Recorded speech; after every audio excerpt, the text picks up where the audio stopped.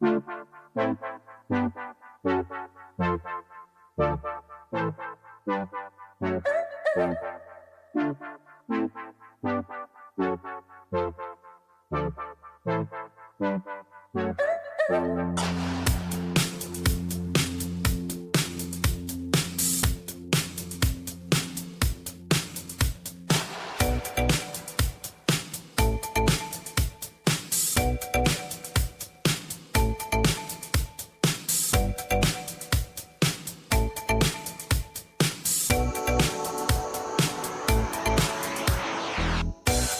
feel in my body, the chains on me are breaking loose. I can feel in my body, standing tall, I make the rules. With the sun kissing my face, there's no way that I can lose. And I think that I will crave your embrace. No, you're the one that's being used. I hear you say that I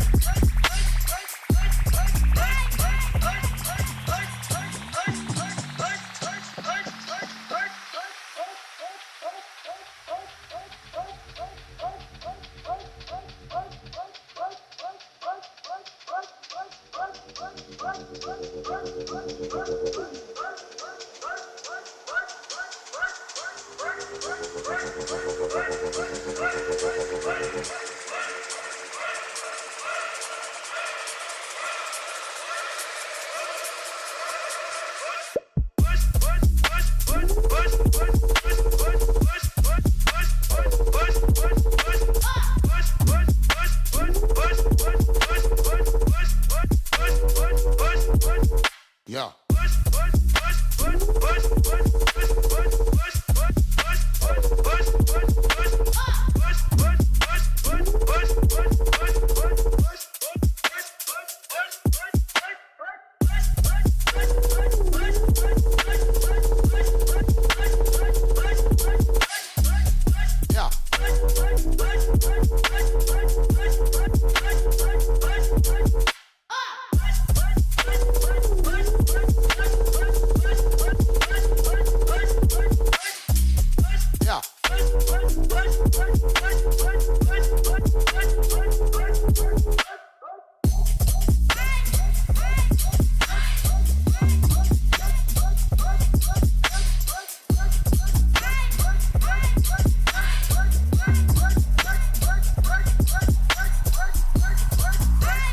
Okay.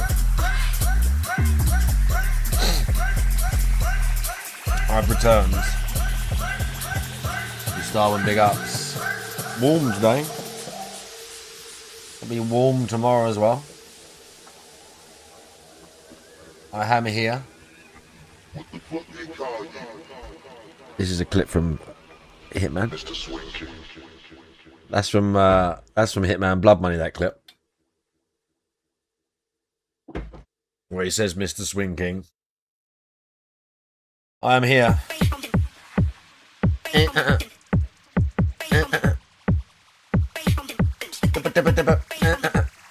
We might play some fighting games today. We might watch another Bond movie. I forgot there's actually 2 more Bond movies. I thought there was only one more, Spectre. But there's like something about dying or something. Die Another Day or some shit. I can't remember what the other one's called. Something about dying alone, maybe. No Time to Die. There you go, Big King JH, big ups. Yeah. I also got a new fighting game on sale. I got an anime fighter on sale. I got Grand Blue Fantasy fucking Rising or something. I got the deluxe version for like 18 quid. It should have been like 60. And it's on sale for like 18 or something. It should have been like 65. So that's pretty sick. I like 2D fighters. Pretty colours and that. That is a good song. Let's play some Metro. We're near the end of Exodus. Discord merchant, how you doing? We're near the end of it. We're getting near the end. This bit is going to be hard. This is one of the hardest bits in the game, I would say. It's not that massively difficult. Same as some boss fights are. This is indeed Exodus.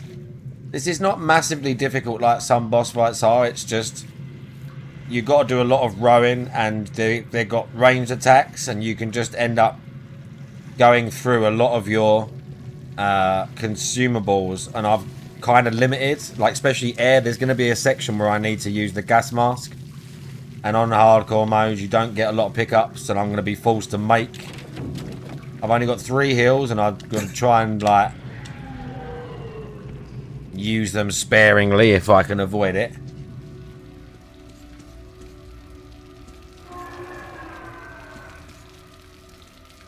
Did I get a save?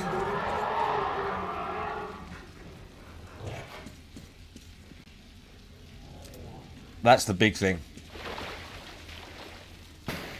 Oh, these things, yeah. If I go too close to them, I think they hurt me. I've got to kill some of them.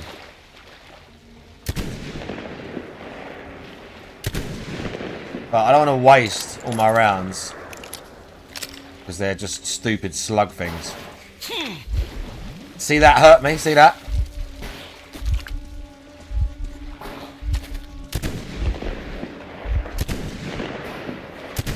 What? whether all this shit's going to be worth it.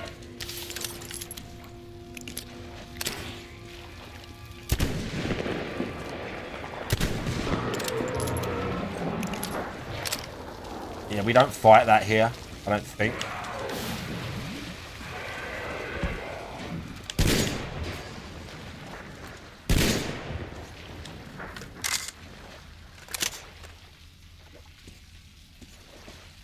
I'll take it.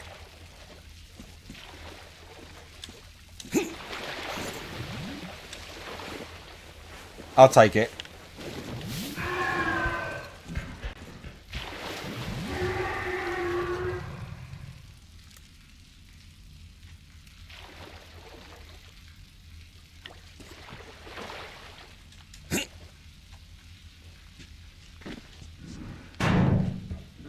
Oh, you cunt. Like a box mag for the ticker. For the shambler. Ooh, okay, masks. This was worth it. Okay, this was worth it. We might get attacked on the way up. But it was worth it for the masks.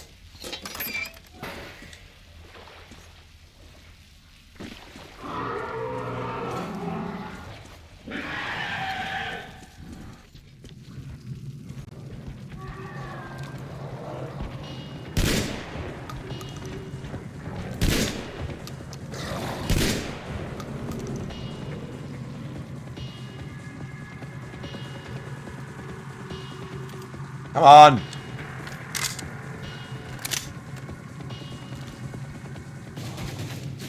All right.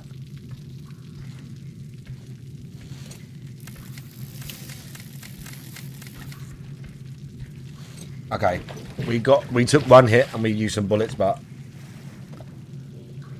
it was worth it. We got masks. Again, this bit is tricky because I've got to go through the tunnel and you get those, like, stupid leech things, but they fucking just spit at you and it hurts. So you got to either take the risk and go through and try not to get hit, or use your heals. I haven't had a checkpoint yet. I should have had a checkpoint. And again, with checkpoints sometimes being weird and trash in this game.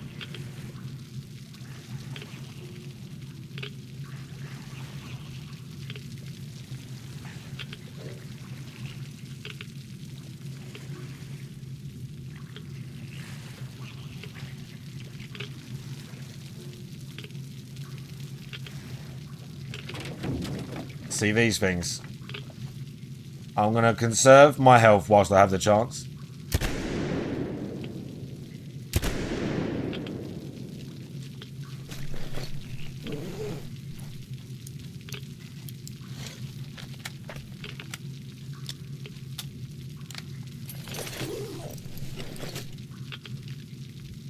Yeah, that.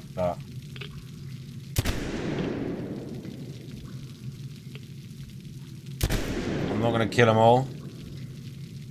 I'm going to kill the... Look, there's so many. I'm going to need to kill some.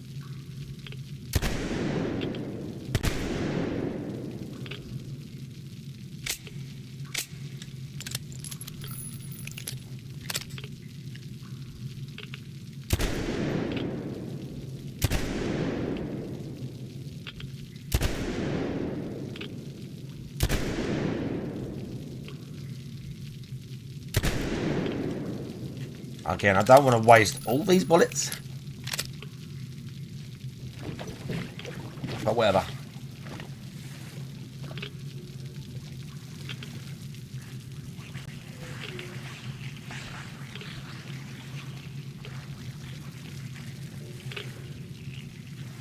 One right above me, see that?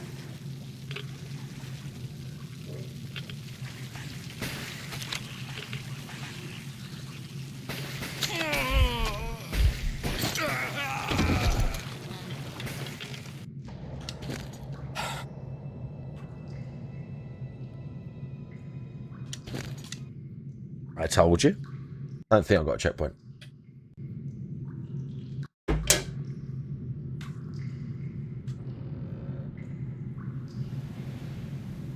Oh.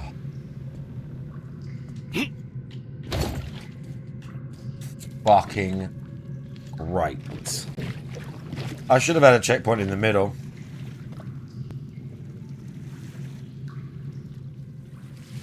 But it didn't give it to me.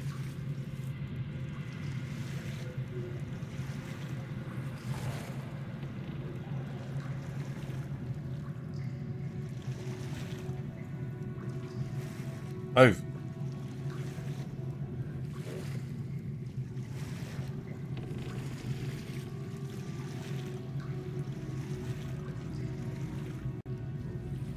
Yeah, these worm things in the wall, walrus hater, and they're a pain in the arse sometimes.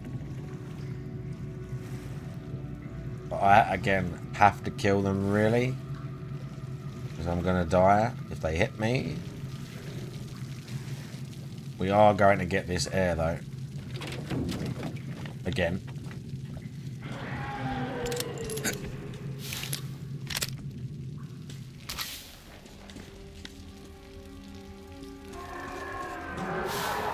We don't get an encounter until around the corner.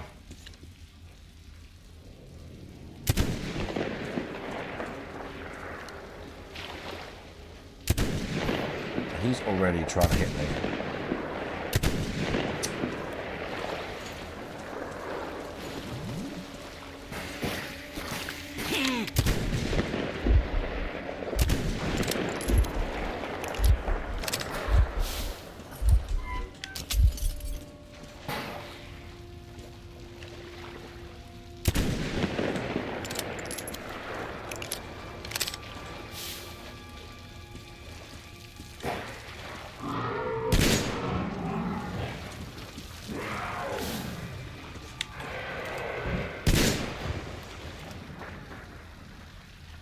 Another?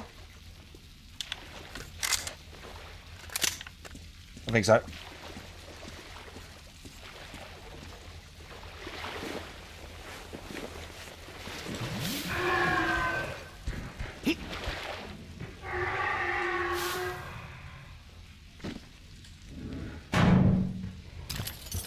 Okay, I don't really need that giant fucking...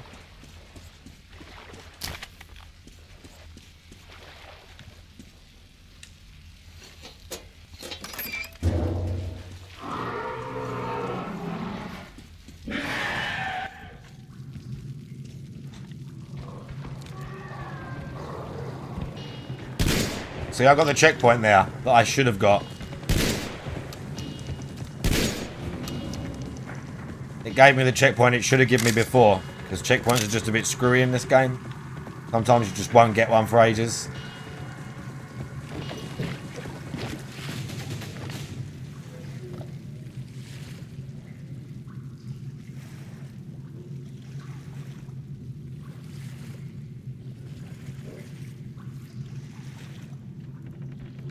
Alright, I am going to have to kill those fucking slimy things. Like a bunch of them. You know what? I got just the gun for this.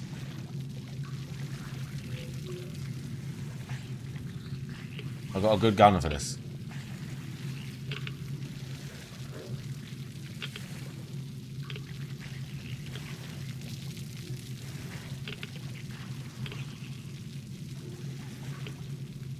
Over here.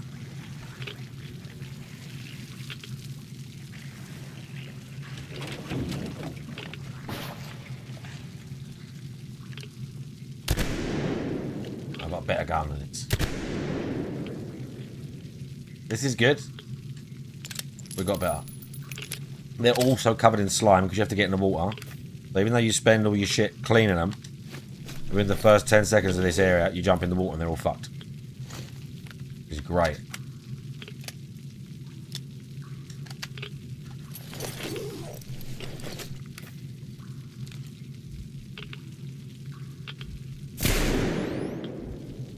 I did not hit her. It's not true. It's bullshit. I did not hit her. I did not. Oh, hi, Mark. Garbage gamer, how you doing? No blah, big ups. Right, let's clean this shit. Oh, okay. So I can make rounds for this easier.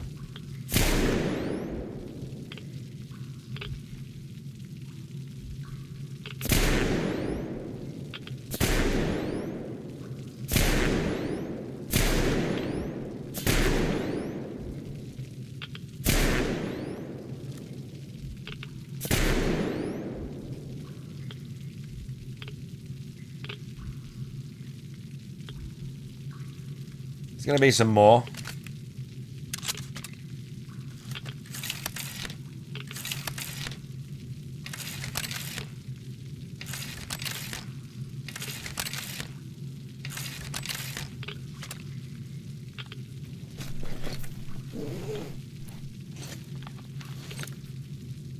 What does it cost? 10 for how many?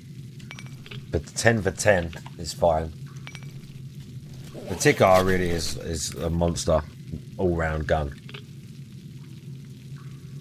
It is like, it should really be a staple through the whole game, whether you've got the railgun attachment for it or not.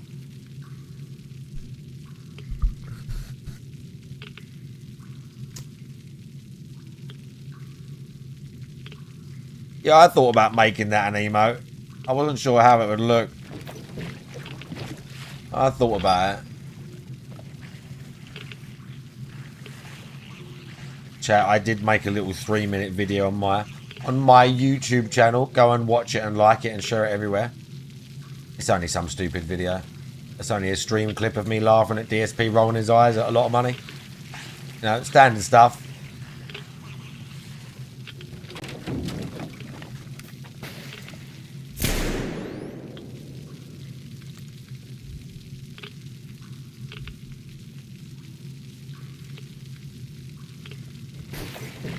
Pretty standard stuff.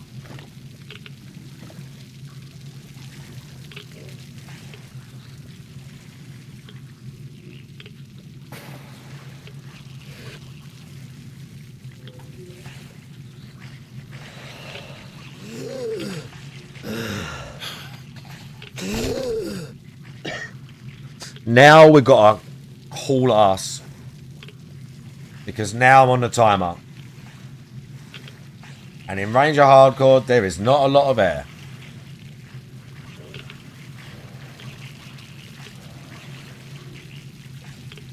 I get a little bit of leeway taking it on and off in certain areas.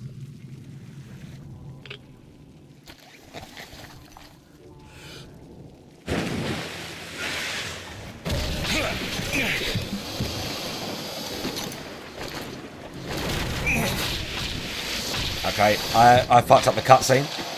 We broke the game. I broke the game.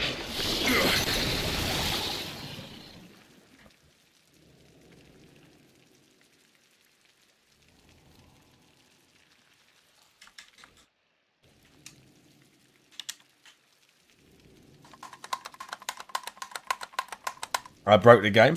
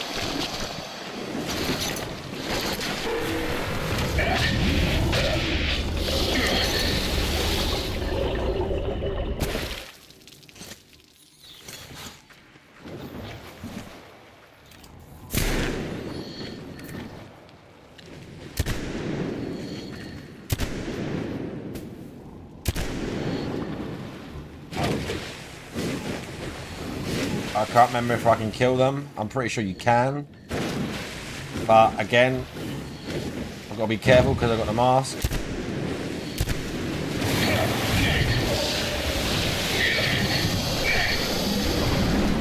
I don't know if this is supposed to happen. I think it is. Maybe. I remember. Let's just try and...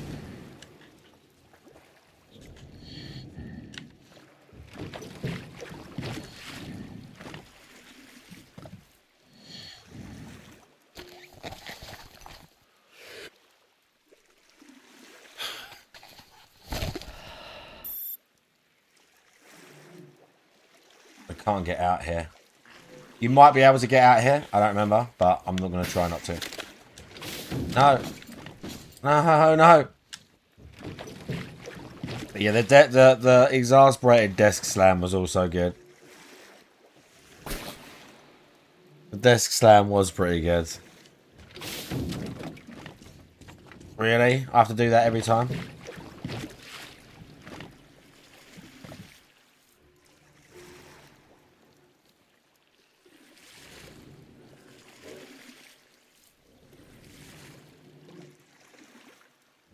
Right, I just got to move quick.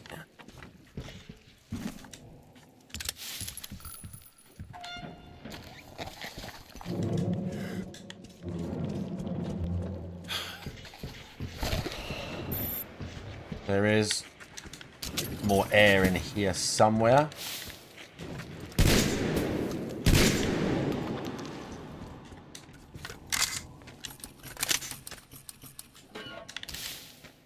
I thought there was a mask in here. That might have been air. I don't know. It could have been. I know there are even on hardcore, I know there's a couple of filters in this area.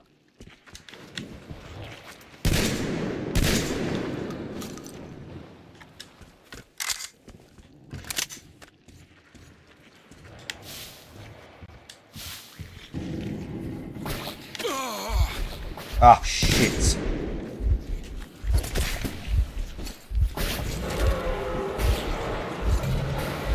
Okay.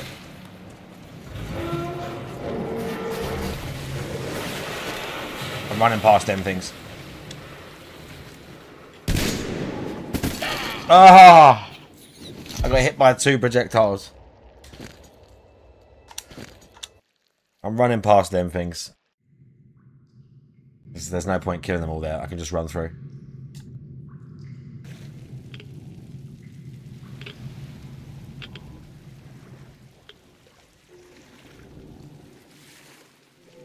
I didn't get a checkpoint after this.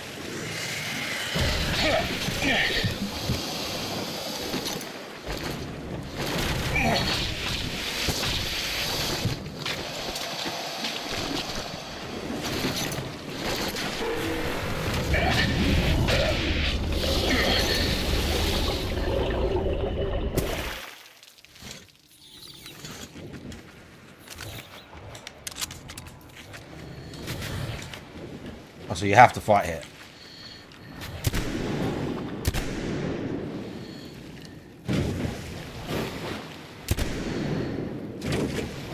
I don't even know if you can damage them here, if there's any point.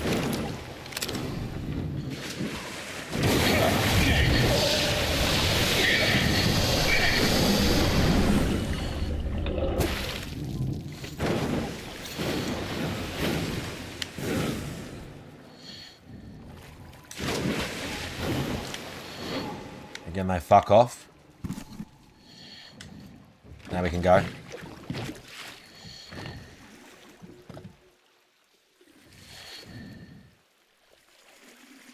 I lost valuable seconds there at this bit, so I'm going to avoid these little fucking mushrooms.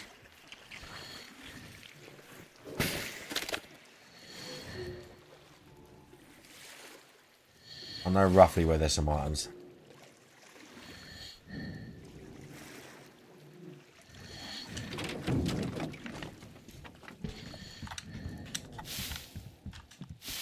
Good.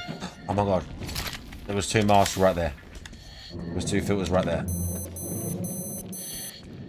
We've got a minute on our filter.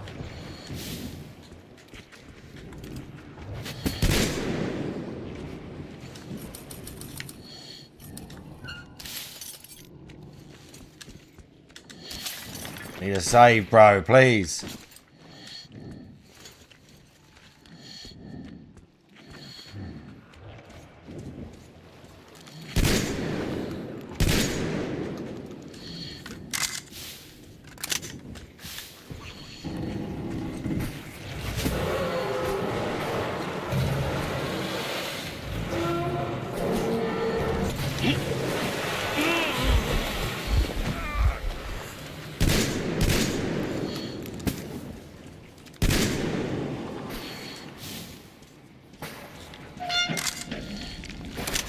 Shit.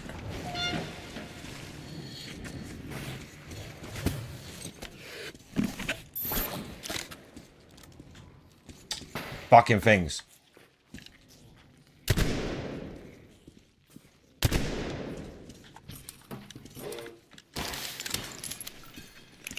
Got another one.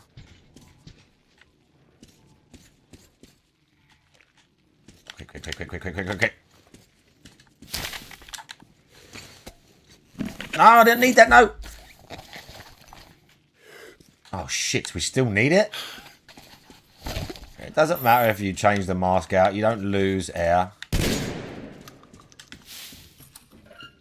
Oh, yes, 2 more filters. Let's go.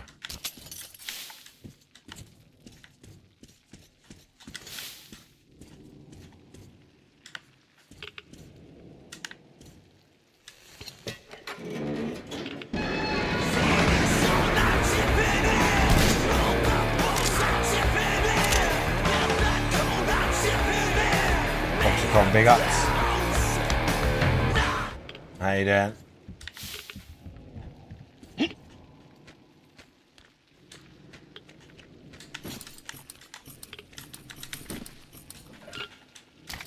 Okay, good.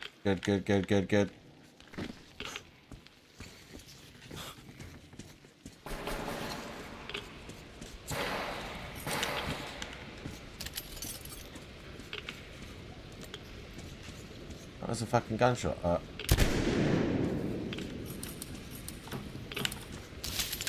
Loads of goodies. Ah! They come up through the floor here. I can't remember. Did I kill one? I killed it.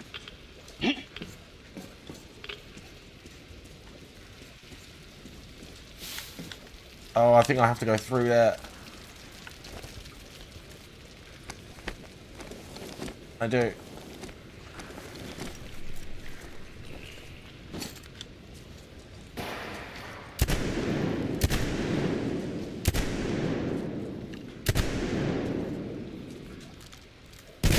Oh no.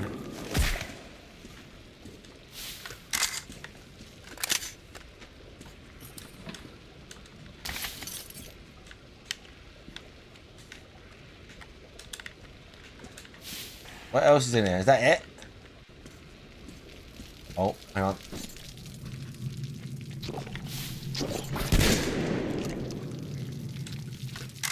Okay, I think I missed something back the other way, but I'm not going back. The backtracking is not a luxury I've got right now. More filters, let's go. Ah!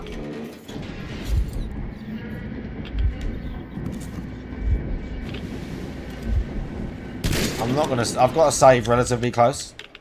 I'm nearly out of shotgun rounds. I just fired and I couldn't reload.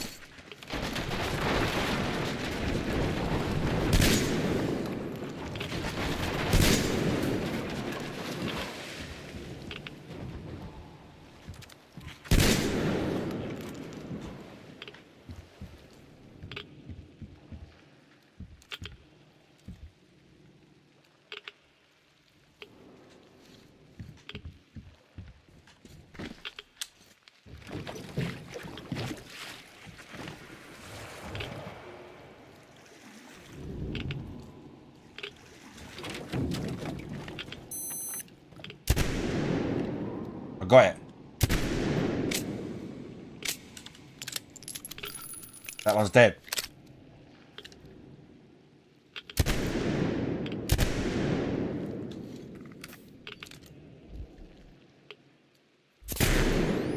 Okay, that one's dead too.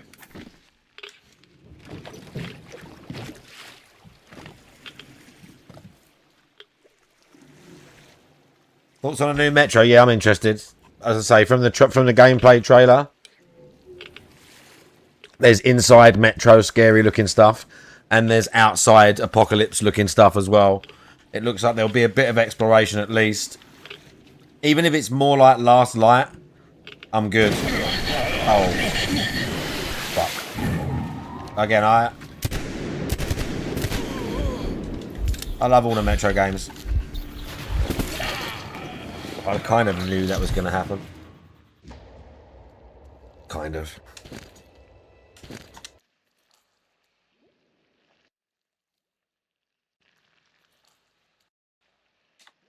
I wonder if I can go all the way to the end and have to get them all. I don't know if there's a limit. I've already done that. Nice.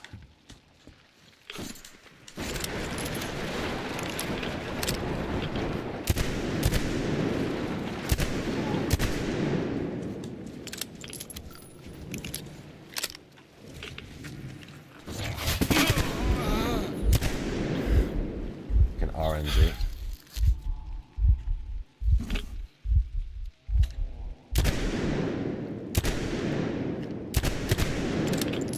I don't think you can hit them when they're like that. Do you know what?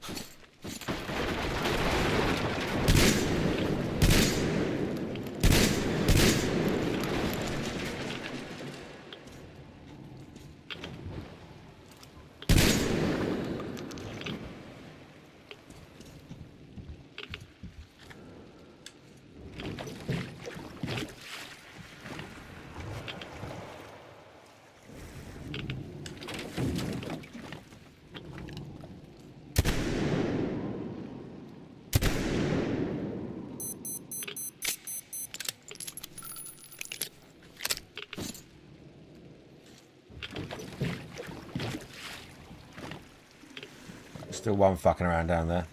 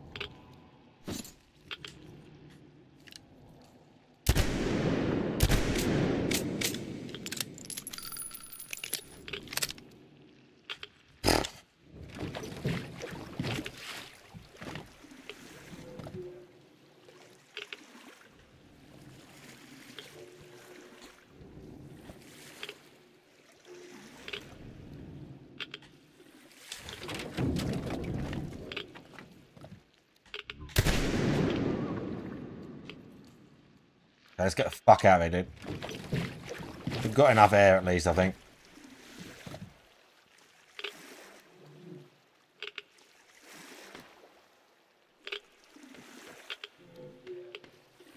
I've never looked if you can explore something over there.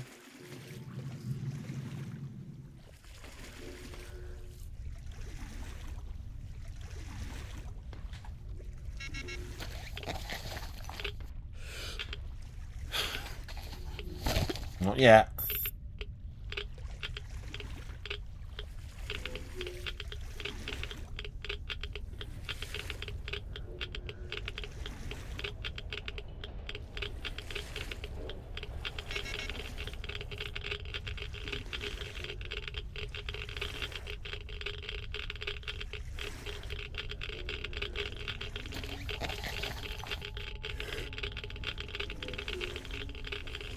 Still not.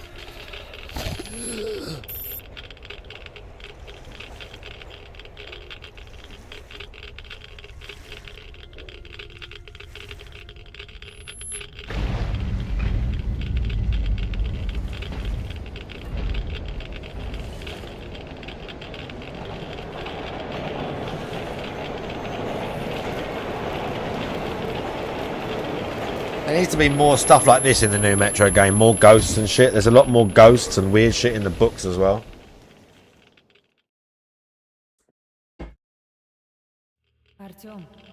Артём.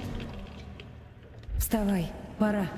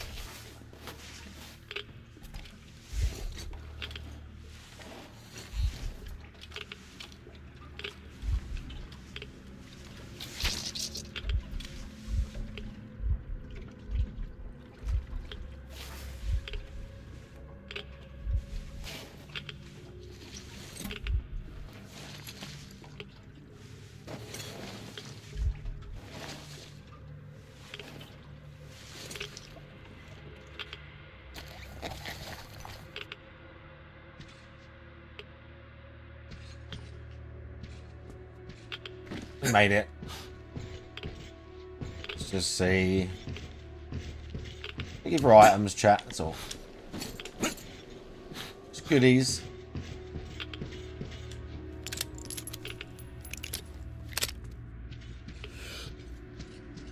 Oh, again?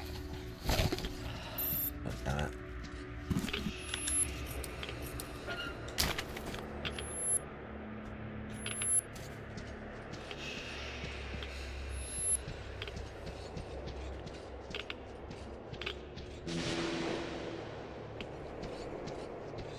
More stuff like this is what Metro needs, the new one.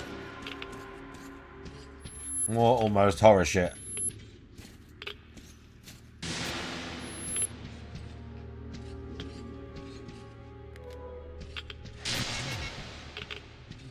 This weird implication that the radiation's just like fucking with the fabric of reality itself.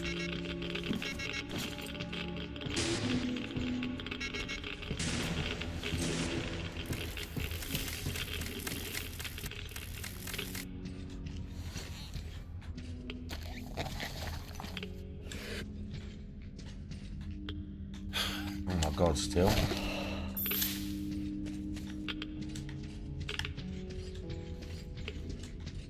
Empty shotgun shells though.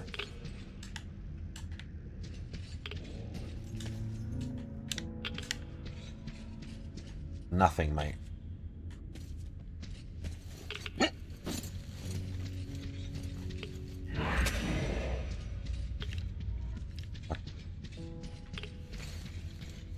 There's a guy.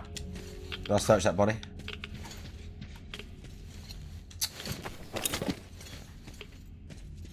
No.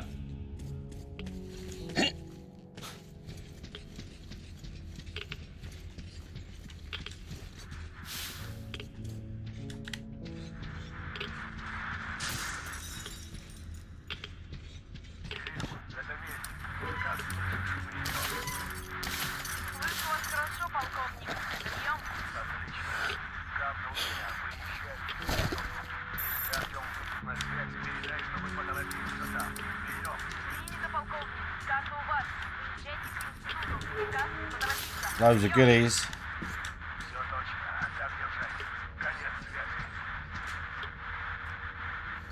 Know what? Whilst we've got it,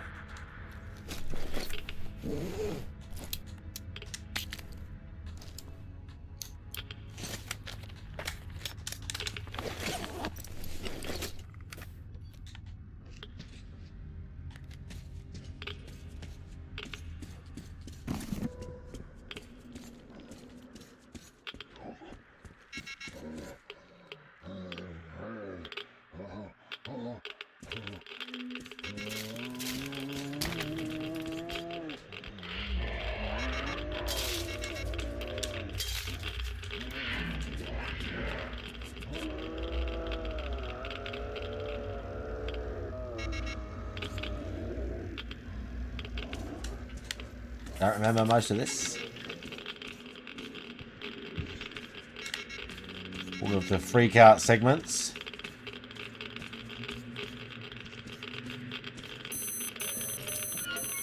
Always creepy.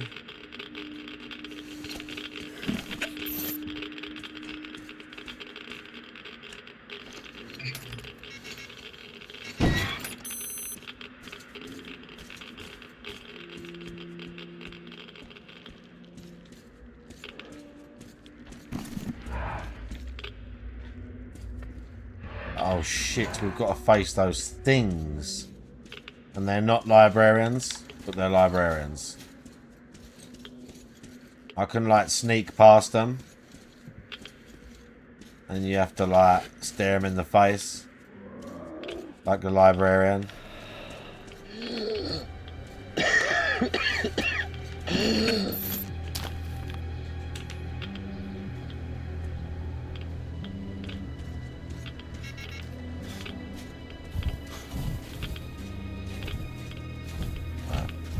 Yeah, look, the footprints. Right, we're gonna pick up the pace. Just because I want to get complacent and I still am on limited air.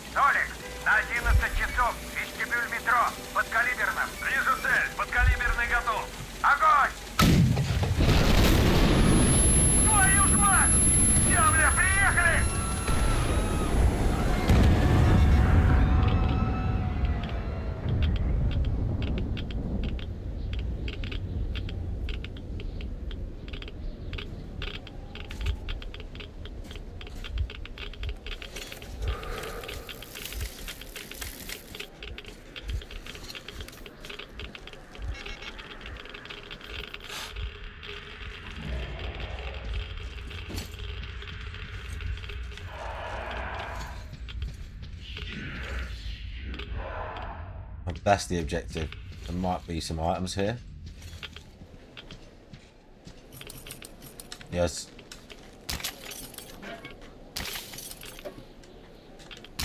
Goodies.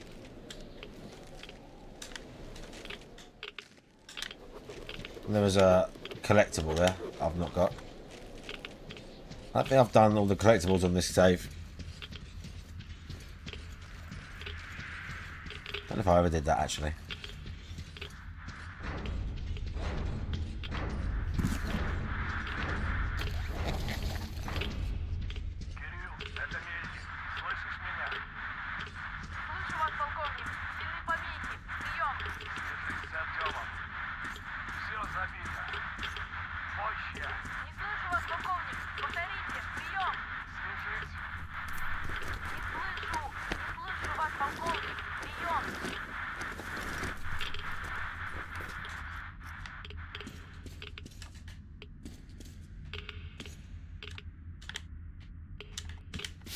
Nothing.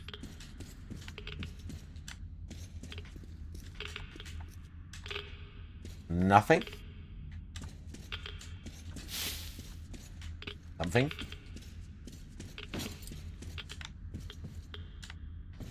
Is that it?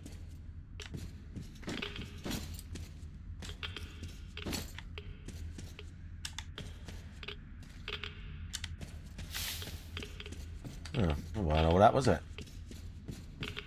Really?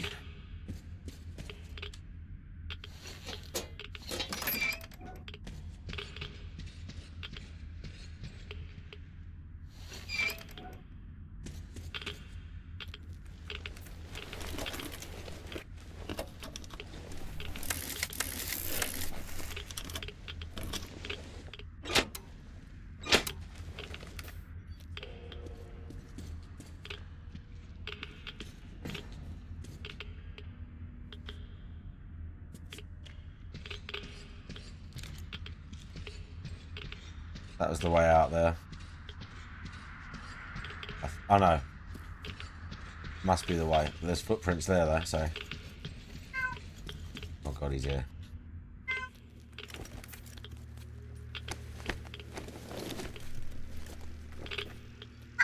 Akuma, right. It's too hot, it's too warm for a big fat pussycat to be right next to me. Okay, and I fired the gun by accident. Akuma. Akuma. What? What?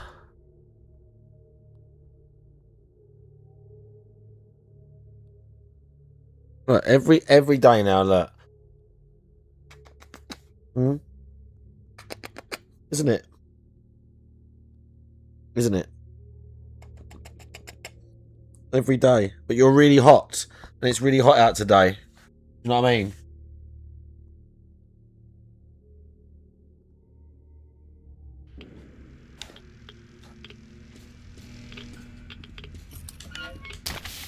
It was. I do it.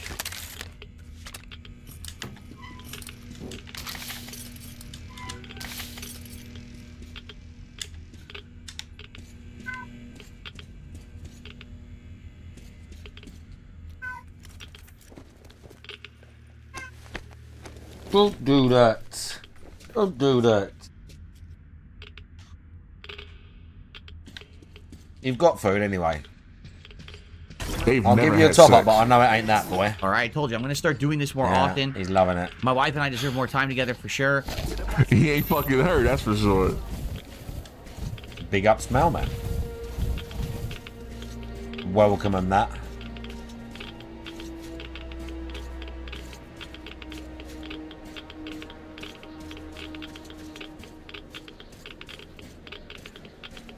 We're coming up to the finale of the game.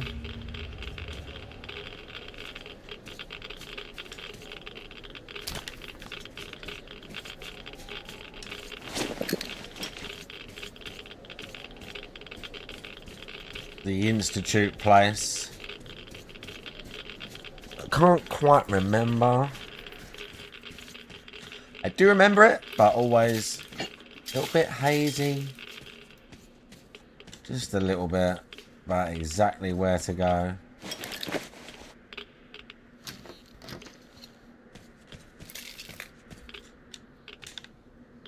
I will probably remember when I get there. Hey look, Johnny's.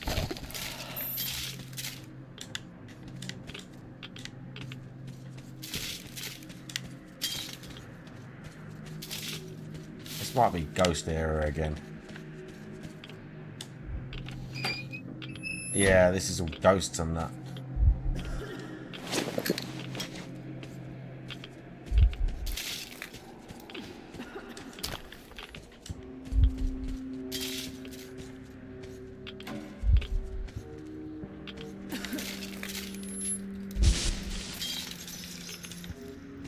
Yeah, we just got to get through here. We've just got to get through it.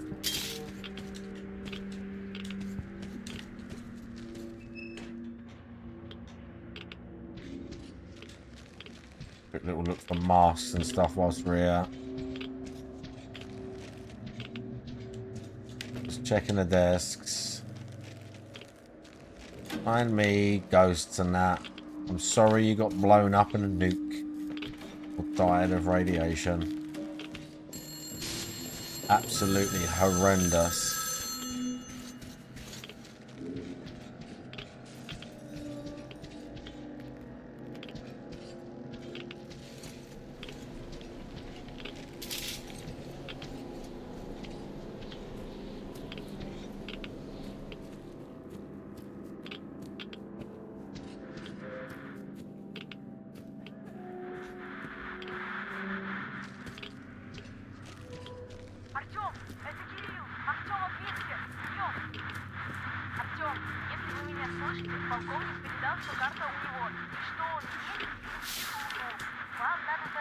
I'm hurrying, kid.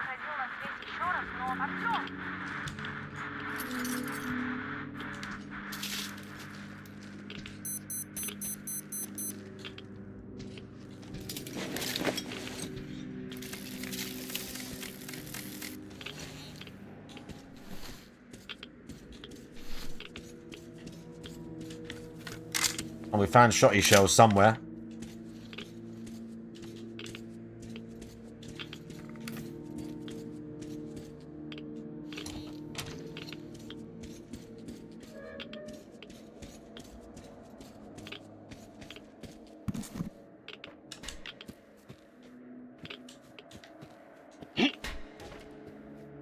Hanging out too long, we're just quickly checking everything.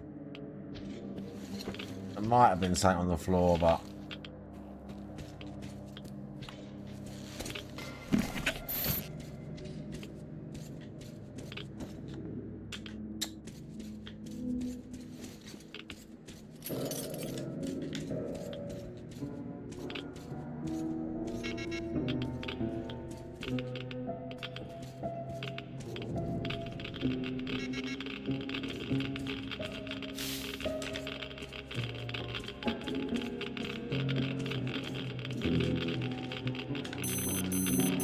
have nothing on him. How'd my hair run out again?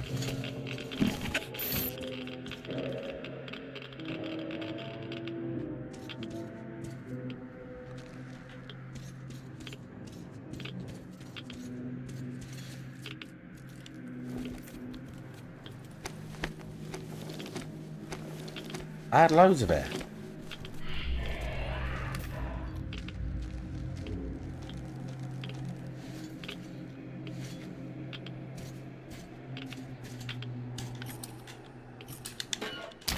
More.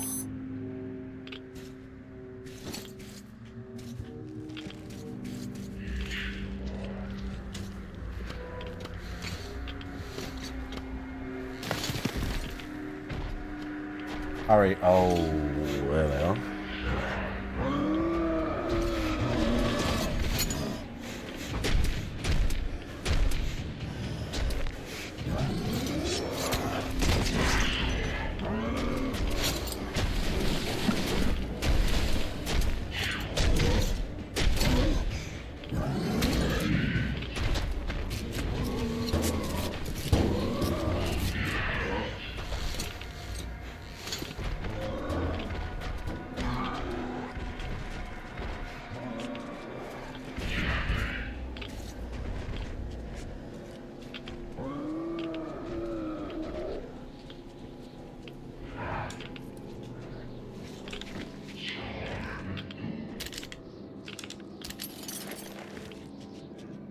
Okay. Again, I'm pretty sure we can, as you saw, they ain't got eyes. So you can just avoid them. And be chill. Gotta be quiet.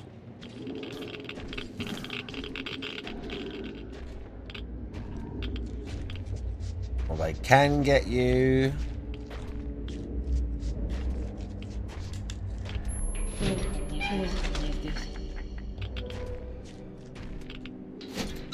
That's her. That was weird.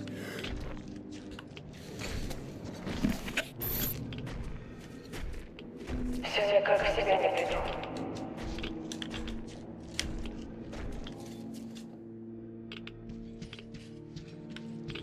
There's gonna be more.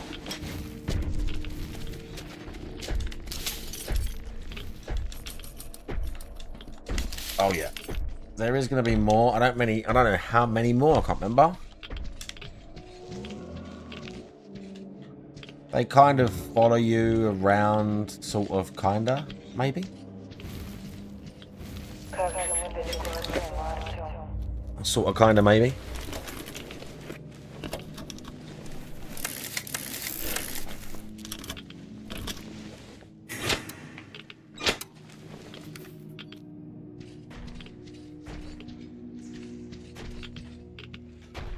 Yeah. Sort of, kinda, maybe follow you around.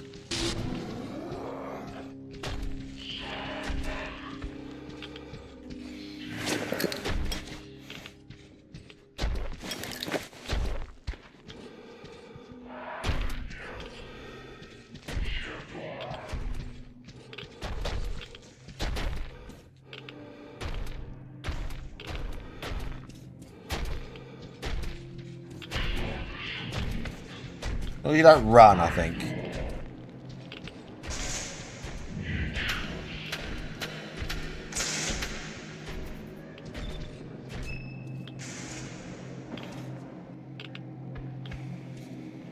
I'm pretty sure it's as long as you don't run and jump and fuck around. Obviously, if you attack them, they'll get pissed, and this they hit very hard.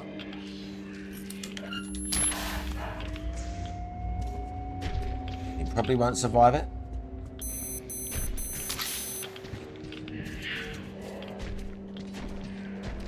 Checkpoint, sweet.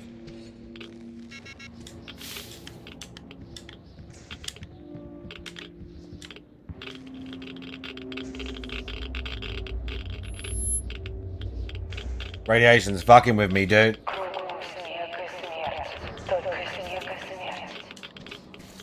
Держись, милый.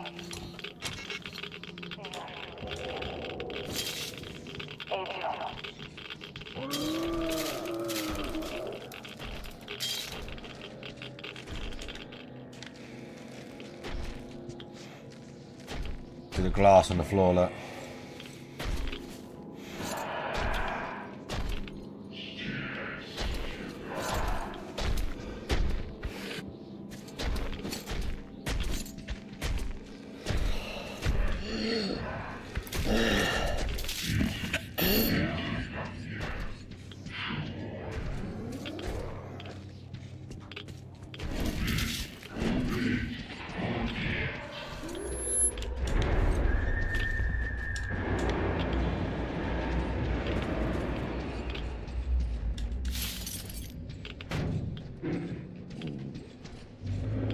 Guess that's just a place to hide from it.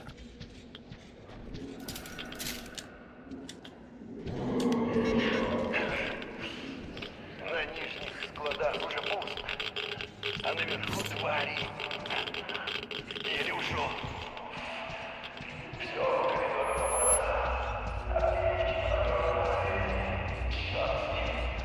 Сил нет, мутит опять.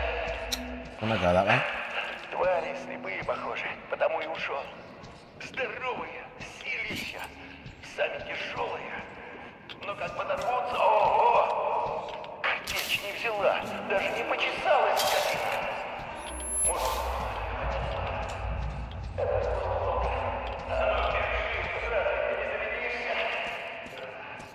Так и бросил в коридор.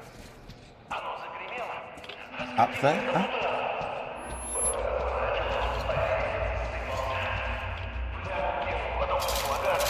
Oh no, where do I go? Оно отстало. Я думаю, что такое? No, where do I go? Выбитый. И ветром. Снега как задуло. I'm wasting it. Нет. Ребятам бы рассказать. No, bro, we're wasting air.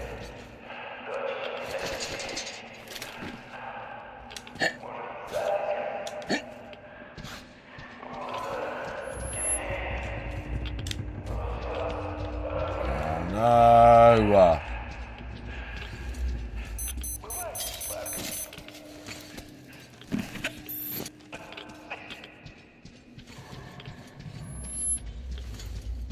Oh my god, there are stairs right here.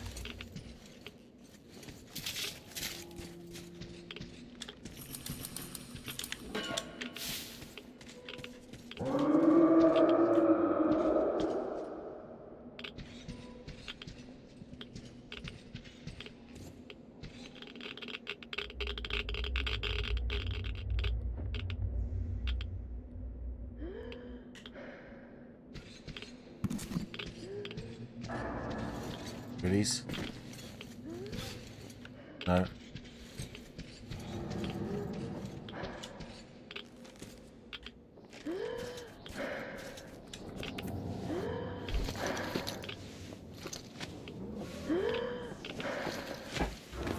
Все будет хорошо.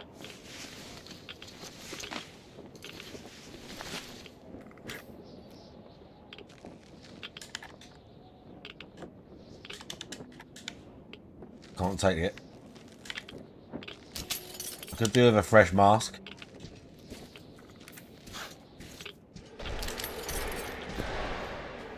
Uh oh.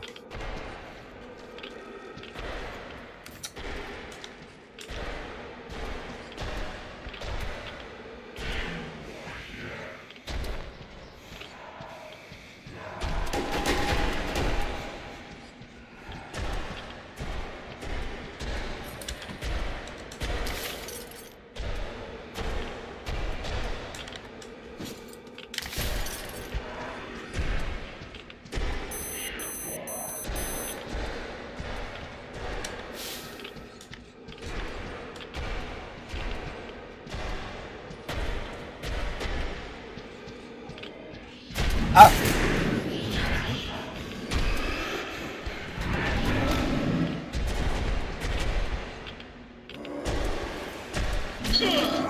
Oh, really? I think my air is low as well. I tapped to change by accident and he didn't change filters.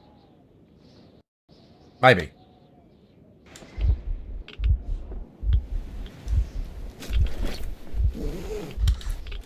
Oh my god, I've only got 1 minute of air. I've wasted a bunch of time downstairs. I can make some, but...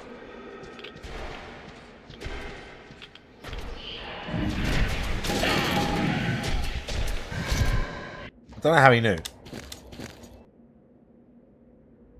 Might load the save before and go faster through that bit.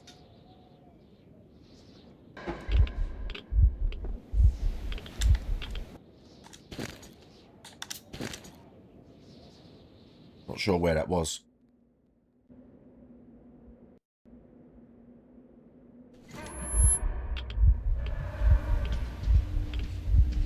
Here, yeah.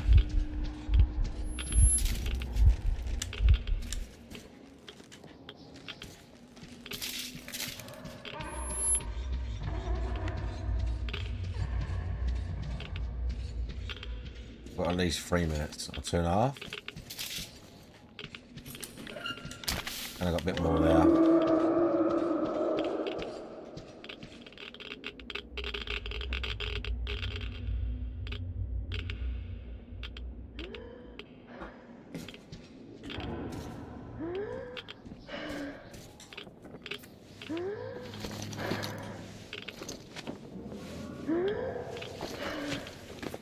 Все будет хорошо.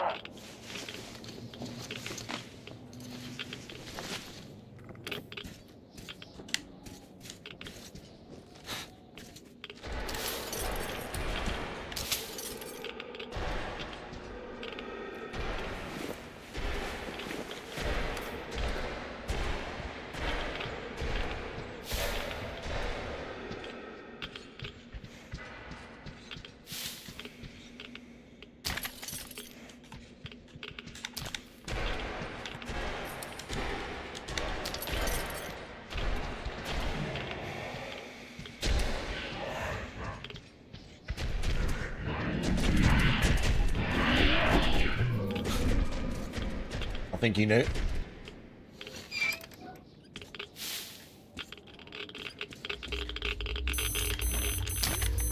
Good, more air.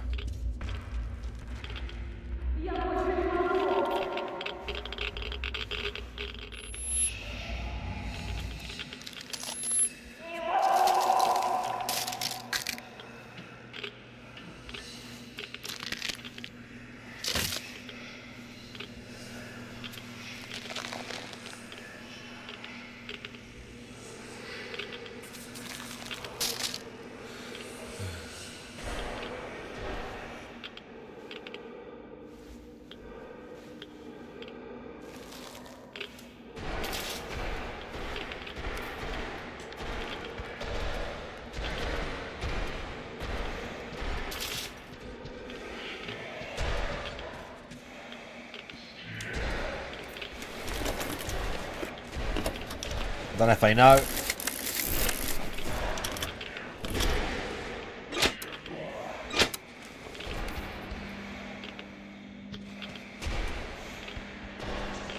I've got to open the door.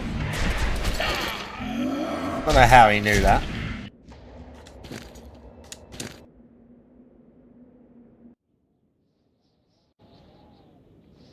Again, on regular mode, you can probably maybe kill these things. There's still a massive ammo sink.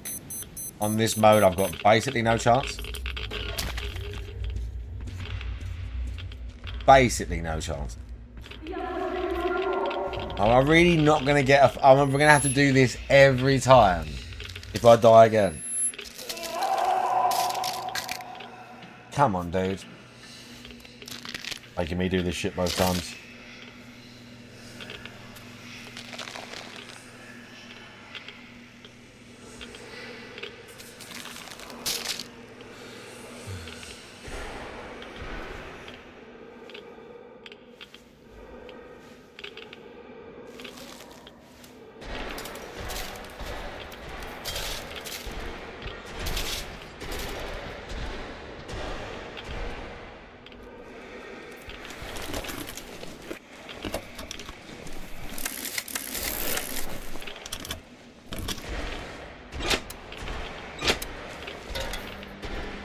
I've got tin cans to throw.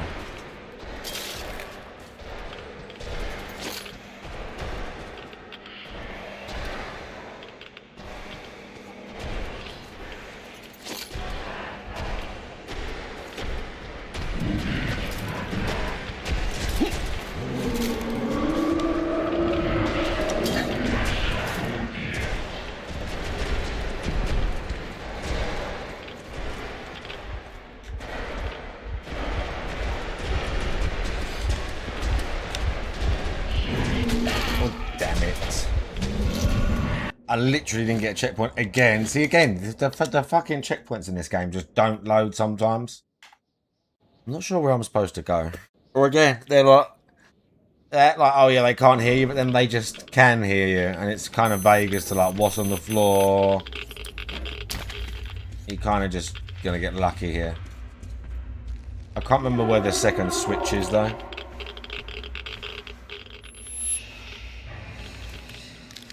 Making me do this every time.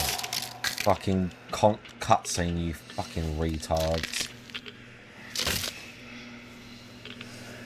No one wants to do this every time. You fucking dents. Also.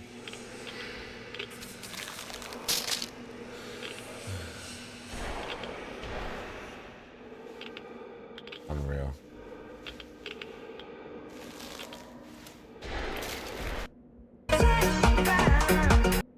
Uh-oh.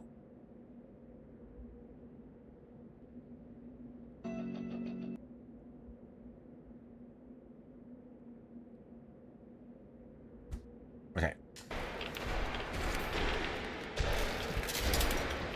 There's glass there.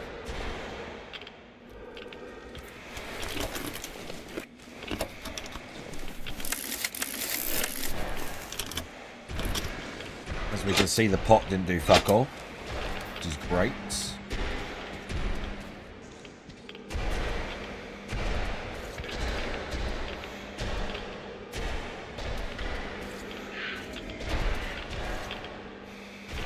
I really don't have time for this.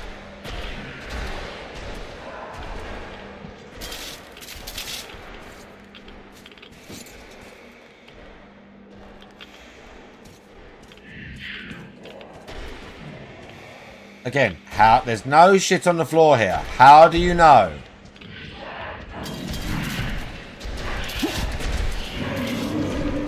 They just know.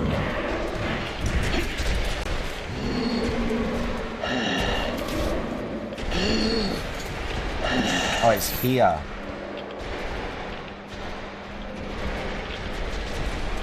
I don't get iframes doing this.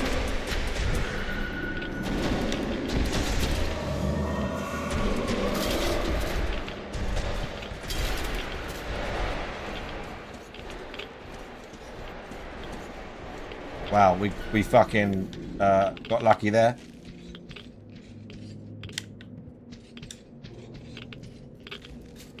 I'll take this off yet.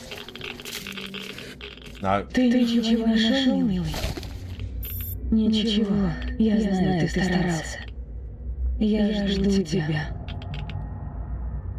Хочу, чтобы ты был рядом, когда ты здесь. Так хорошо.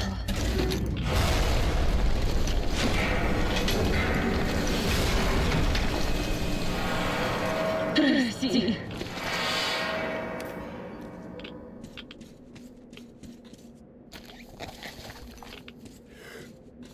Still not. I knew there was a long bit without filters. Thankfully I've been picking up so much shit I should be able to make more. Oh, this is the room anyway. I might have to do a button press here. You just got to kind of mash X because on Ranger Hardcore, it just thinks that you need to memorize every single button press, like every location.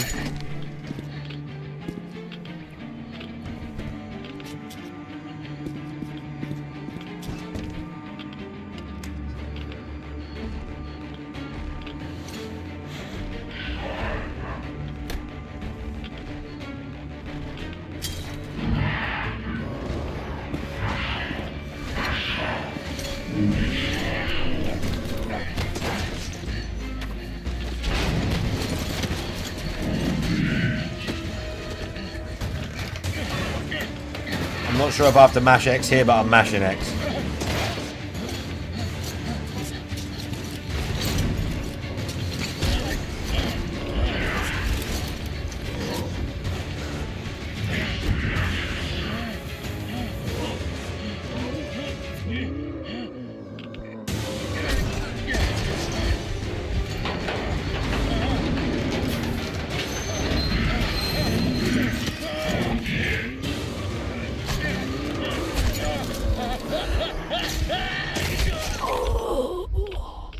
I had to mash something there, but I didn't know when.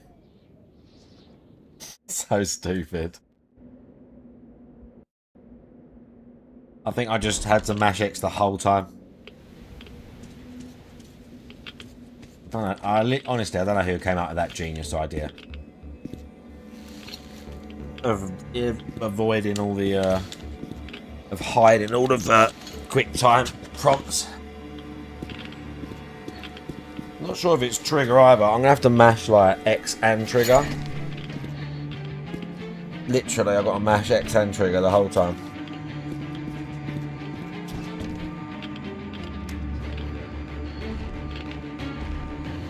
Oh, the guy's gonna be here soon. There's gonna be a terrible intro as well. It's time for a midweek episode of Level 1 Wobware.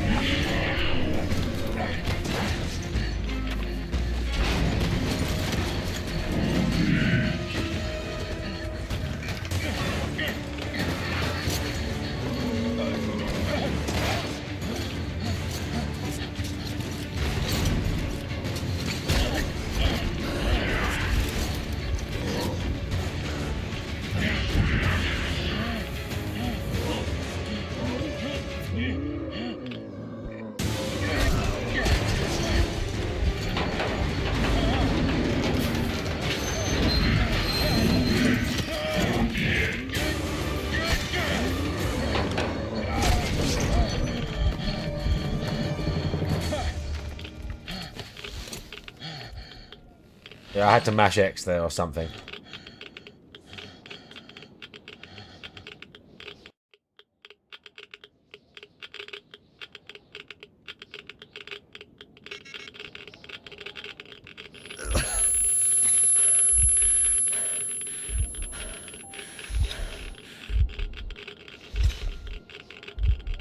This is basically it. I beat the game.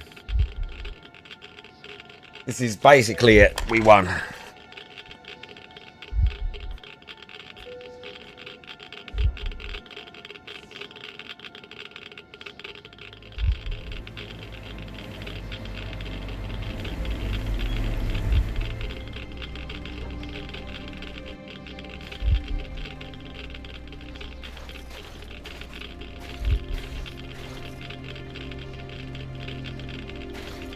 Артем, держись. Держись, сынок.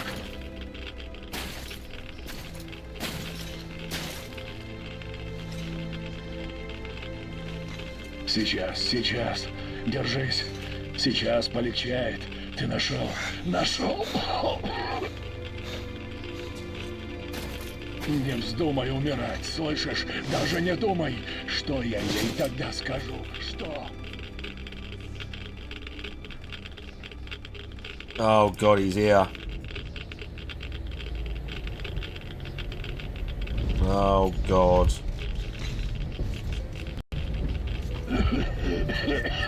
Не спать, боец! Не спать! Я все же тебя нашел, сам не знаю как, но нашел! This terrible intro. Артем! This intro. What is going on, everyone? Good morning and welcome. It's time for Midweek Madness here on DSP Gaming. Midweek On Madness. today's show, we're going to get caught up on everything I've been up to, notably 3 new games that I've been playing so far this week. Are they any good? Snort Am I gonna sniff do them in there. rotation? Well, there's varying results, so we're going to talk all about that. I'll give you an update on how I've been doing with some Pokemon card pack openings, and we're just going to chill. This is a more laid-back show. There's no major news announcements, no huge segments. We're just going to have a little bit of fun before we jump back into gaming. So, if you haven't been around or you want to get caught up, you're in the right place. Sit back and relax, folks. It's time for a midweek episode of the Level 1 podcast. I told you he was going to say that.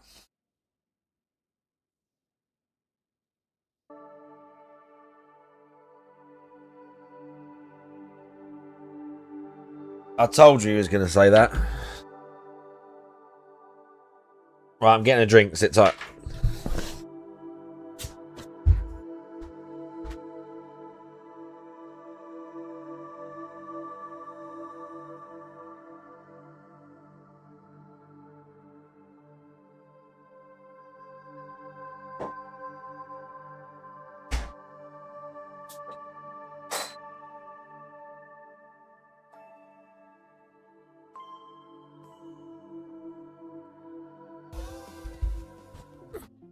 So how y'all doing? I hope you're doing well, and I hope that you're ready to chill with Phil here on the Level 1 podcast. Good morning, and I would like to start off today with some positivity and some good news. Oh, yeah? All right.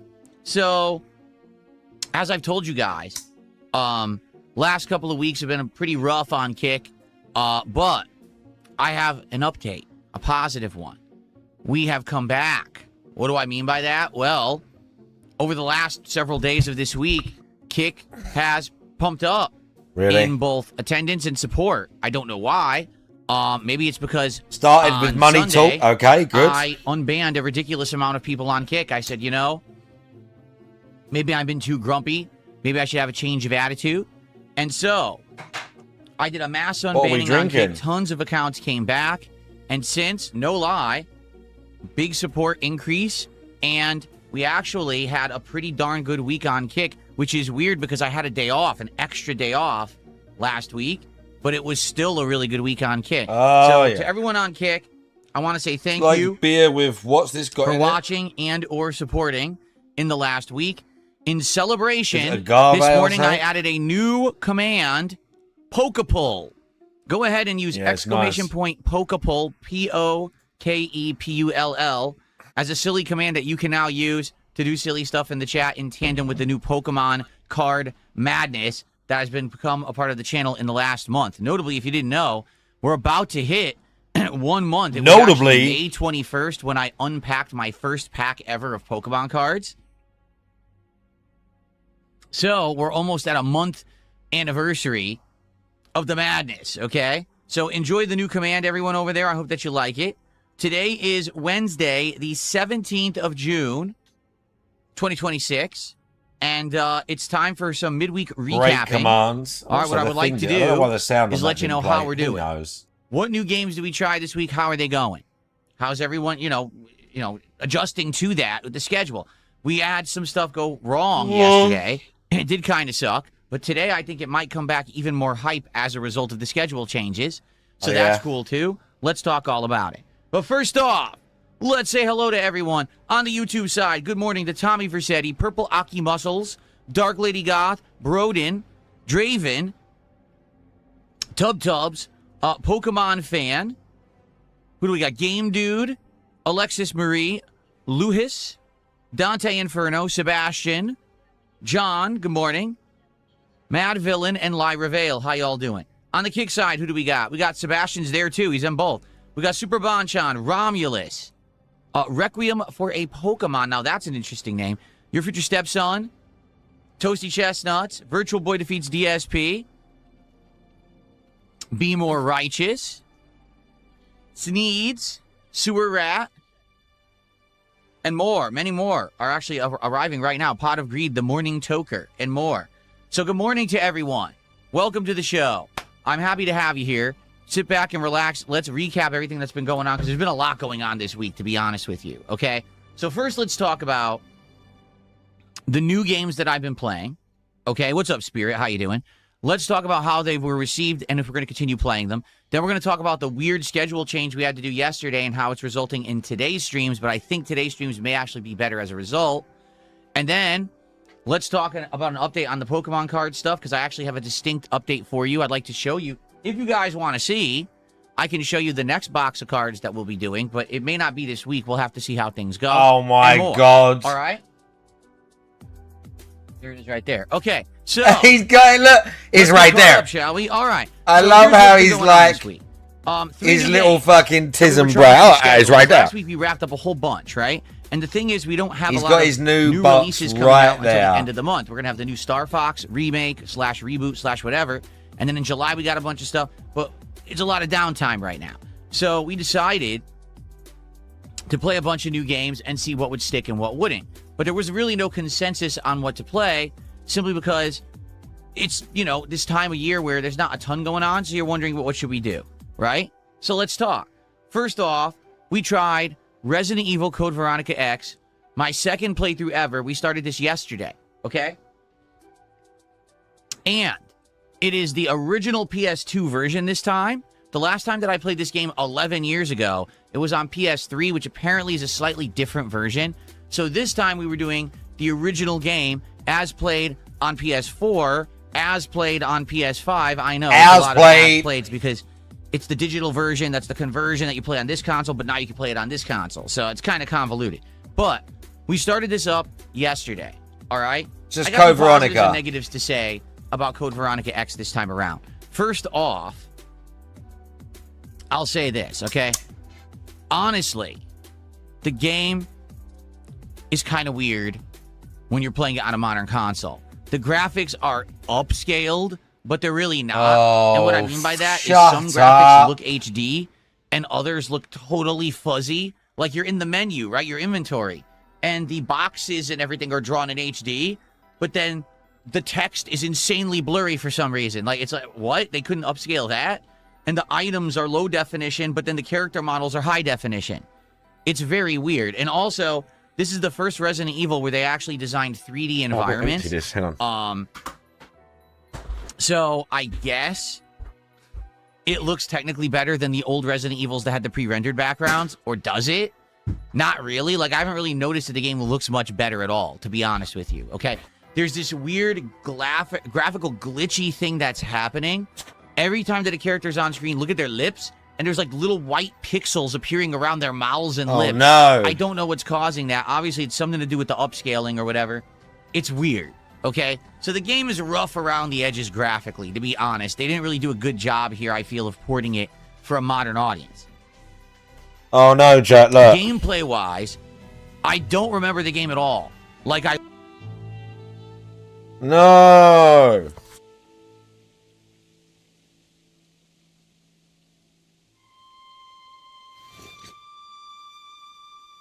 No.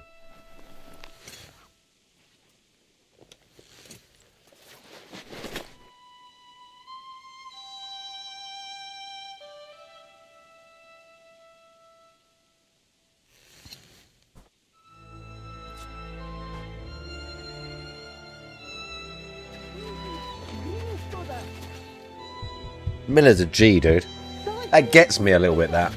Miller's a cool character.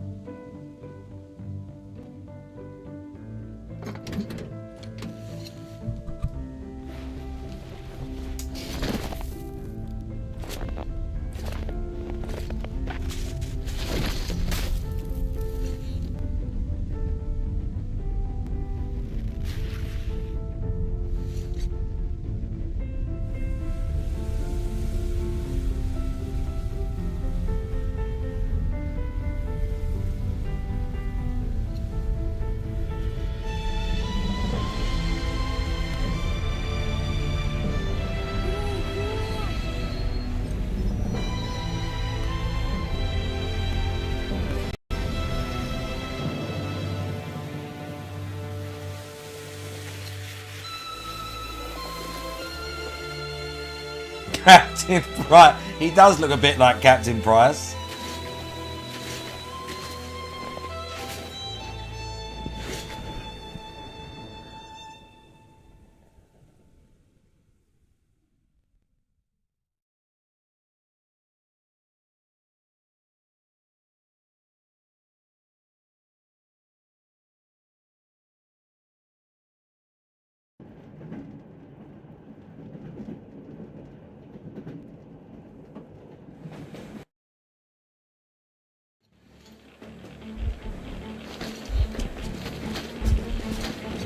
Осторожней с ним.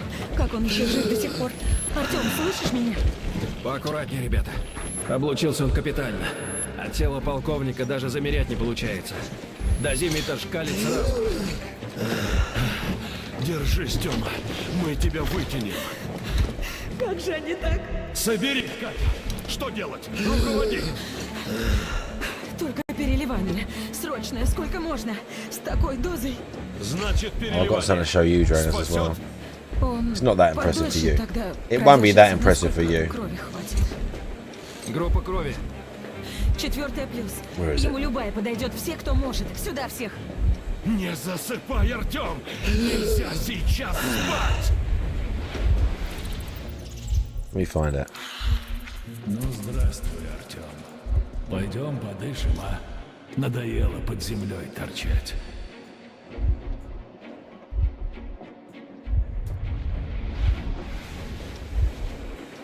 Все, Степ. Нельзя больше. Смотри, очнулся он. Слышишь, Артём? Не вздумай нам тут помирать, ясно? Не вздумай. Тебе жить и жить еще, детей растить. Борис, слышишь? Борис! Ну, чего встал? Ты же всегда наверх хотел. Еще на ботанический полез тогда. А тут как раз есть на что взглянуть.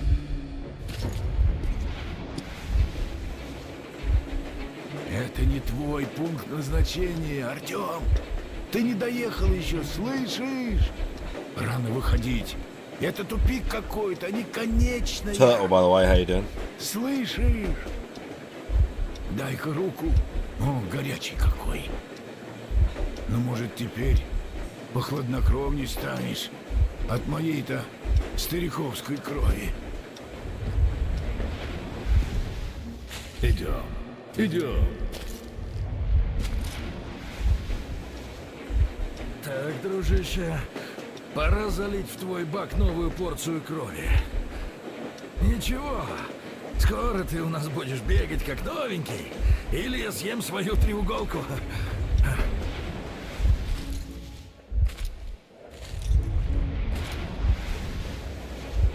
Слышишь, Артем? У тебя жена, вам детей заводить надо. А меня моя в Москве ждет. Нам еще все метро надо на уши поставить. Так что не вздумай в этой жопе мира подыхать.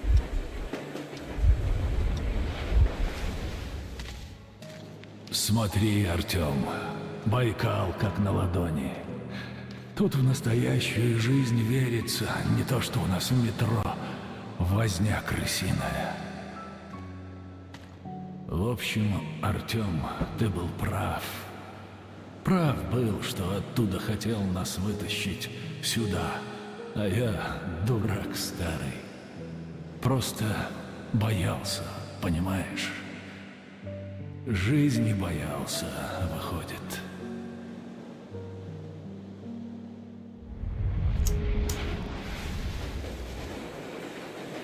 О, смотри, улыбается. Во сне улыбается.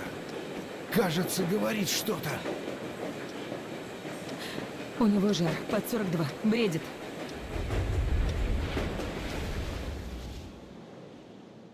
За этот мир не жалко все отдать, Артем.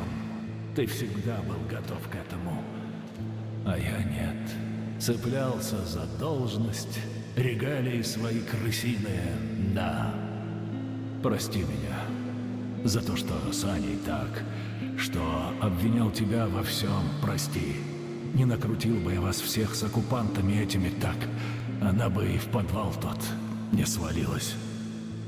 Артем, умоляю тебя, только не умирай. Останься со мной. Мне без тебя и жизнь не нужна. Слышишь? Посмотри на меня, Артем. Посмотри. Да, по поводу Ани. Ты, Артем, должен за ней приглядеть, раз уж я теперь не могу. Океан там не океан, просто будь рядом. Выгнала я ее. Еле на ногах стоит, а сама уже всю кровь готова ему отдать. Слава богу, лекарство помогло. Чудо настоящее. Дочка у меня есть, но я еще о сыне всегда мечтал. Чтобы такой был упрямый, как я, как ты. Хорошее место какое, чистое. Я его для себя присмотрел. Хочу тут лежать. Организуешь? Ну и главное, Артем, мое время кончилось. Дальше давай ты. Впрягайся, веди их. Помни только, я Спарту создавал, чтобы людей сберечь. Всех людей, Артем. Помни, потому что я об этом забыл как-то. Ну все, командир. Хватит дрыхнуть. Труба зовет. Подъем, сынок.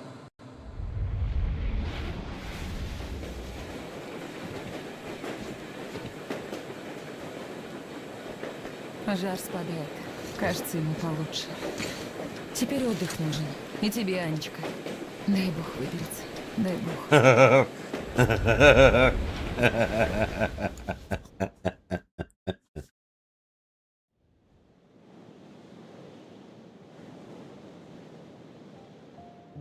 Мы нашли место из моего сна. Холм на берегу Байкала, куда меня привел мельник. Чистое место, как он и говорил. И нетронутая природа вокруг. Мы обрели дом. Дом у подножья сопок. I'm на not берегу sure what the озера. bad ending is. I think in the Дом, bad где мы ending, можем Miller растить survives and Artyom детей, dies. которые родятся не в сырых туннелях, а под чистым небом и ярким солнцем. There you go, Metro Exodus on Ranger Hardcore mode. Как старший по рангу офицер выдвигаю командира ордена Артема. Кто за? Единогласно. Ну что, товарищ командир, какие будут приказания? Я бы скомандовал по домам. Только этот дом слишком велик для нас. Знаете, полковник сказал мне однажды, что создал орден, чтобы спасти людей. Всех людей. Значит, нам пора исполнять долг. Yeah, great game. That's like the third time I beat it, or the fourth time. Still a great game. Fantastic game. Highly recommends. Highly recommends. Fantastic. Ranger Hardcore mode. Completed it, mate. Completed it, mate. Smashed it. Right. Watch this, right? Where's Draggers? I'll see you there. This took me a while. You ready? This one took me a while.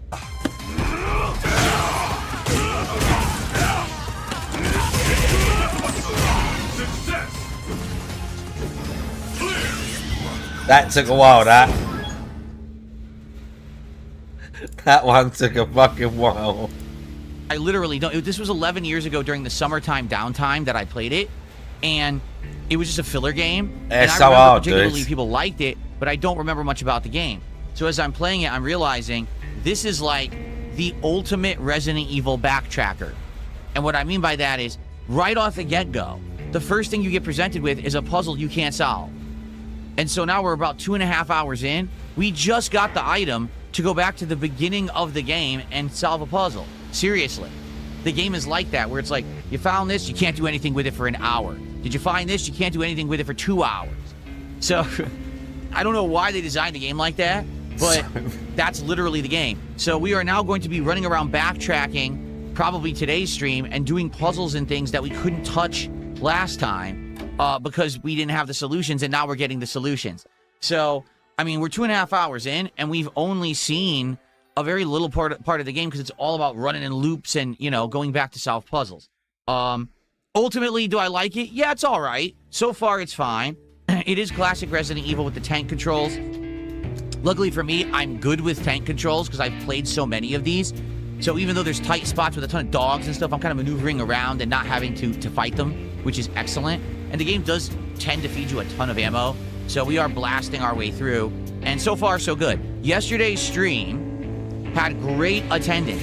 We had over 300 viewers on YouTube and somewhere around 150 concurrent viewers on Kick. That's high, you know, especially for a retro game. That's really good.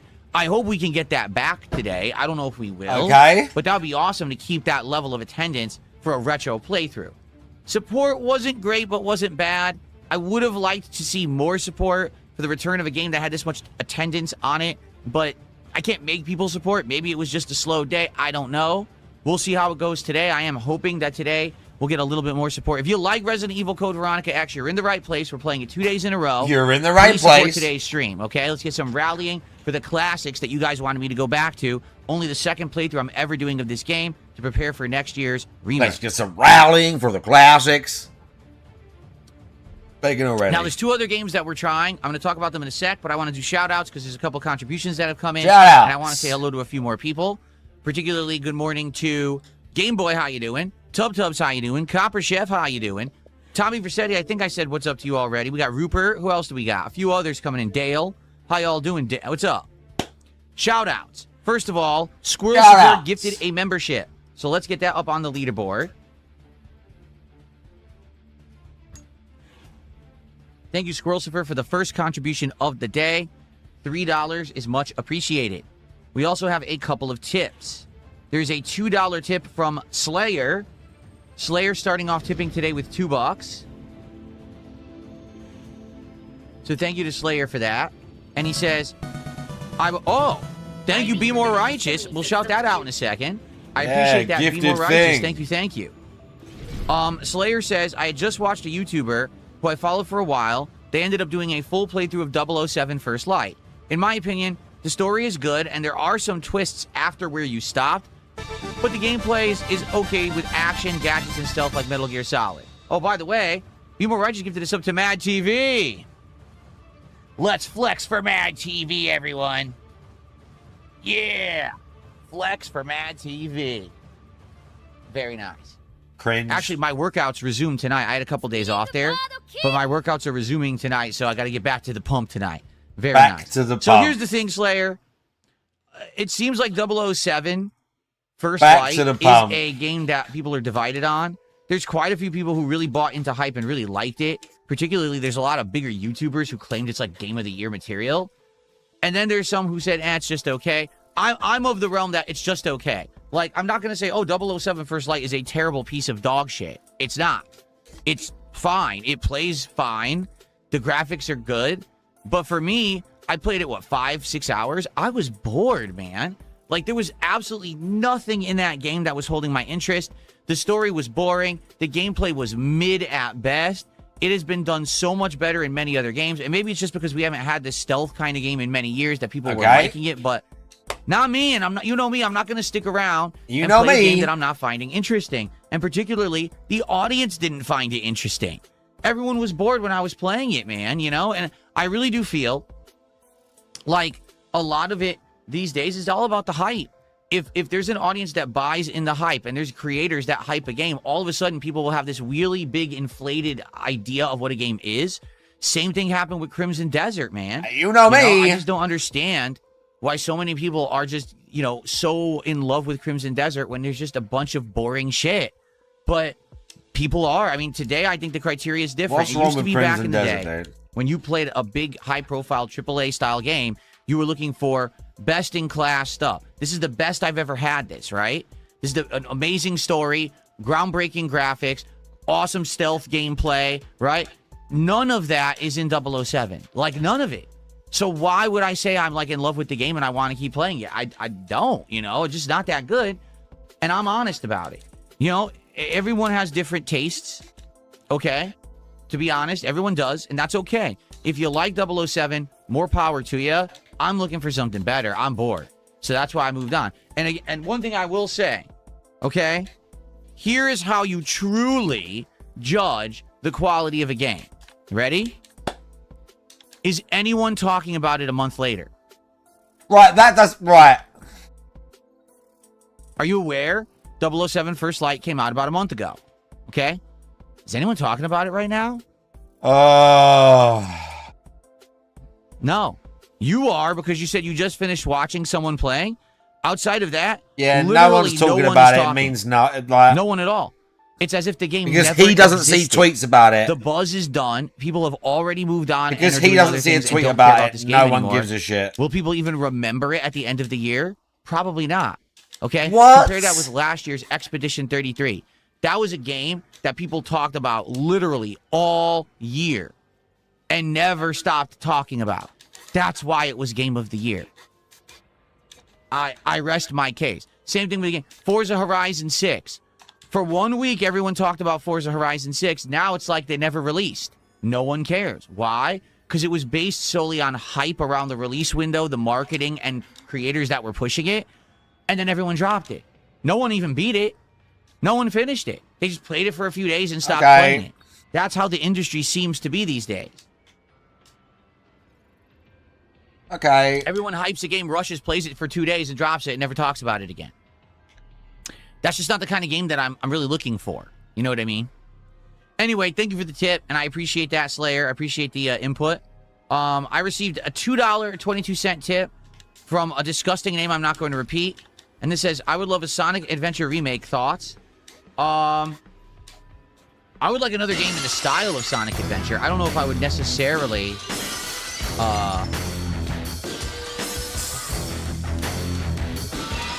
want the actual one-to-one Sonic Adventure remake.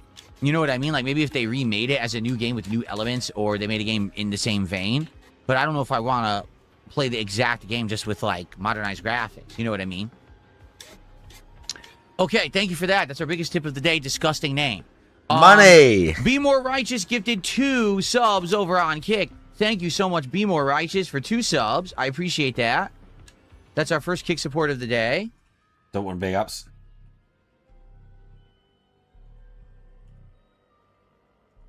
And MKASP did a $2 Yeah. super chat and said, Resident Evil hype. Thank you, MK. You are our first super chatter of the day. And I appreciate that. So, before we start talking about Oh God. last night or the games that we've been playing this week, I want to talk about a couple quick things. Notably, last night a weird technical thing happened that I still don't understand. So I have changed absolutely nothing with my settings, nothing with my streaming software, nothing at all. Last night, we are streaming the late night stream, which is going to be a combination of Killer Bean and Mina the Hollower. Why? Well, originally it was supposed to be Pokemon Champions, but Pokemon Champions went down for maintenance because the game has gone fully cross-play. You can now play Pokemon Champions both on Switch 1 and 2, but also It's not the end of the on world. your mobile like. device. And it's cross-play between the two now, which is really cool. So now you can play against people all over the world on different platforms. So the player base will be huge tonight when we play. I'm actually very excited. I think tonight's going to be very cool to play against so many new people. It's going to be fun. The rankings will reset, and we're going to try to get as high in the rankings as we can into tonight's late night stream of Pokemon Champions. So I hope you'll join me for it. It should be pretty exciting and hype, okay? But anyway, so last night, instead of that, we're playing Killer Bean and Mina the Hollower. So already my time is split. All of a sudden, my animation stopped working. And I couldn't tell you why. I changed nothing. And the weirdest part was the music would play for the animations, but not the animations themselves.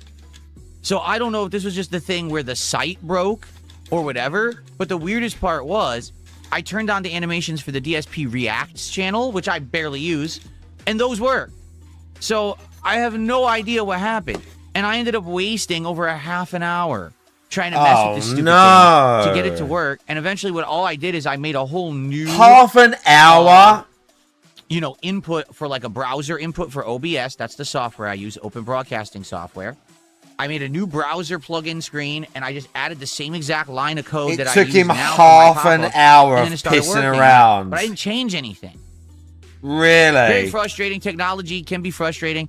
I think we've been lucky this year. Outside of a few It's technical not a things that plugin, happened it's just early a on in the year, source. we haven't had many technical issues. Like It's my just a camera source, and as soon as it malfunctioned don't once, work now and you're it's a pressing camera that and test thing and it works don't work, fine. This you just happened. refresh There's it or been a you few again, you blips make a and new bloops here and one. there. Nothing major. Yeah, and 10 that's good. minutes. I like consistency. I like to be able to broadcast when I say I'm going to, doing what I say I'm going to do, so you guys know what's going on here. And it was frustrating last night, and I apologize to those who were here live because you wasted half an hour of your time getting me to mess with this stupid thing. But then we got it working, and people got hyped. So that was good.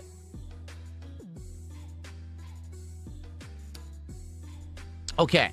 MKASP, I did not miss your super chat. Maybe perhaps you're a little bit delayed. Maybe you want to refresh the stream if you're a little behind. Oh, I'm sure. Tommy Versetti says there's a Resident Evil trading card game. I'm sure there's a trading card game for everything. Like, no exaggeration. Right now, if I wanted to do, trading cards for any particular game coming up, I'm sure there's a Star Fox trading card game. You know what I mean? I'm sure that there's a Grand Theft Auto trading card game. I'm sure that they have them for every major game. So, I'm aware. Right now, I am enjoying the Pokemon stuff, but it might dry up, and if it does, and people want something different in the future, maybe we consider it, or maybe we'll just give it a rest. The card thing, let's talk a little bit about this. The card thing is dividing. Okay? What do I mean by that? Well, What do I mean by that? I feel that having these packs of Pokemon cards that we open during streams for, celebration of support and Is stuff good for money. is a net positive. Okay? I Take think few it's a minutes positive, away yeah, from sure you stream for do. Opening the packs. Yes, it $50 does. a pop. However, it's something fun that it feels like we're doing together. Feeds your other than just addiction. gaming. I think Kinda it's like a hobby positive. that we're doing, together on the streams. Directly as a result of your support, depends on how many cards we get to open on a particular stream. And we've gotten some awesome polls here, my Wall of Fame and everything. It's been a fun endeavor. The Wall of right? I think Fame. that overall, when you have streams that are tying in with it, like playing a Pokemon game or the trading card sim store game, it's a fun thing to do. Now, I don't want it to become the end-all, be-all of what I do, okay? And someone yesterday made a good point. They said, why don't you maybe once in a while, maybe once every few weeks or a month, do one stream where it's just about the cards? You can review your collection. You can show everyone what you've been doing and how it's going. You can review other card sets to potentially figure out things that you want to do for the future. You can discuss the grading system to see how, do I want to send in that, Mega Greninja EX to get graded. You could do a whole show about it. And I was like, yeah, that's a good point. I could. And that way it would kind of separate the heavy discussion about the stuff from the gameplay. What it is some people are afraid that the channel's going to become all Pokemon and card-centric. And that's not the point. Remember 2 years ago, I branched out, started doing some drama content and stuff like that. And people were so deathly afraid that that was going to become all that I was going to be because that was so profitable on the internet. Let's be honest. Drama is profitable, right? So this has got people nothing were to so do with afraid it. that's all I was going to do. And I said, don't worry. Even though, yes, I'm going to dabble in it from This has time got to time. nothing to do with show it. that I can be successful at it. That's not who I want to be.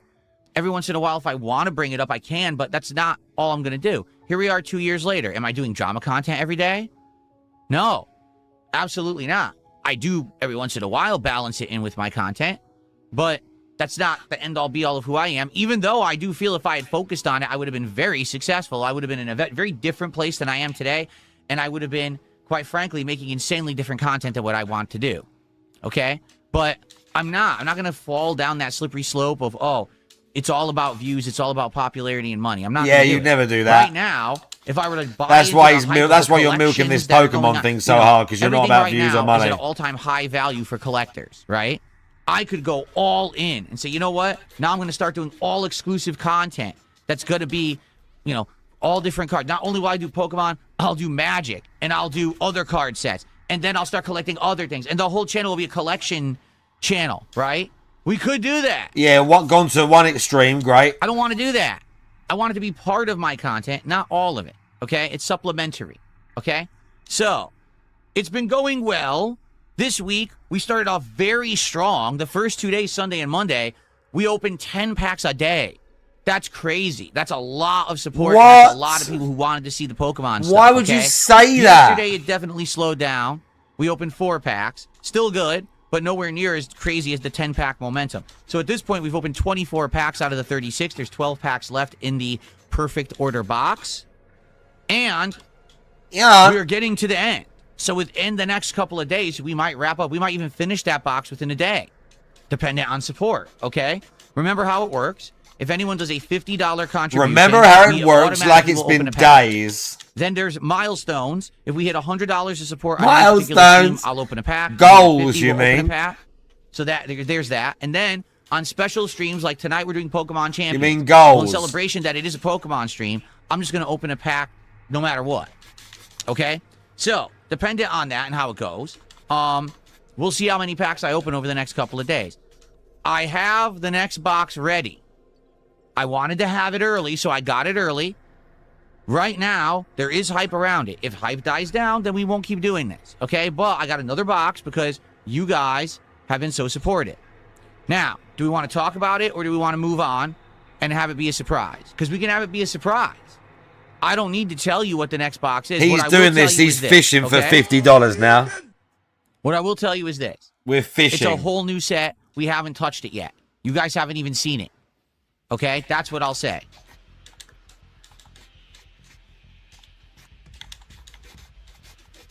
So do you want to see it? Or no? We're just fishing right AC now. Installer says, how many packs do you open for $100? 2. Because one, because it's a $50 contribution. And 2. one, because we No, hit a yeah, $100 total seriousness in milestone, that. It would be 2 packs. Move on. All right, forget it. I won't tell you. We'll hold it. It'll be a surprise. I literally have it right here, and at a moment's notice, I could pull it up and show you, but I won't. I'll leave it as a surprise, and we'll build suspense around it, okay? All I'm going to tell you is it's a good one. Okay, some support just came in. Red Eyes Black Dragon did a $5 super chat and said, Fishing. I'm sorry, don't sell your soul to Pokemon. Pokemon as a franchise is pretty stale, I'm not going to lie. I'm with you there. Of all the franchises that are actively popular, isn't it weird that Pokemon really doesn't try that hard? And what I mean by that is, take a look at the last 2 games, right? Scarlet Violet. Everyone criticized it for bad graphics on the Switch 1, even though it was a Switch 1 exclusive. Then Pokemon Legends ZA. Oh, look. Now it's on Switch 2, and they put it in a city so that you can't tell the graphical problems, right? Or Pokemon Champions. It's literally a mobile game.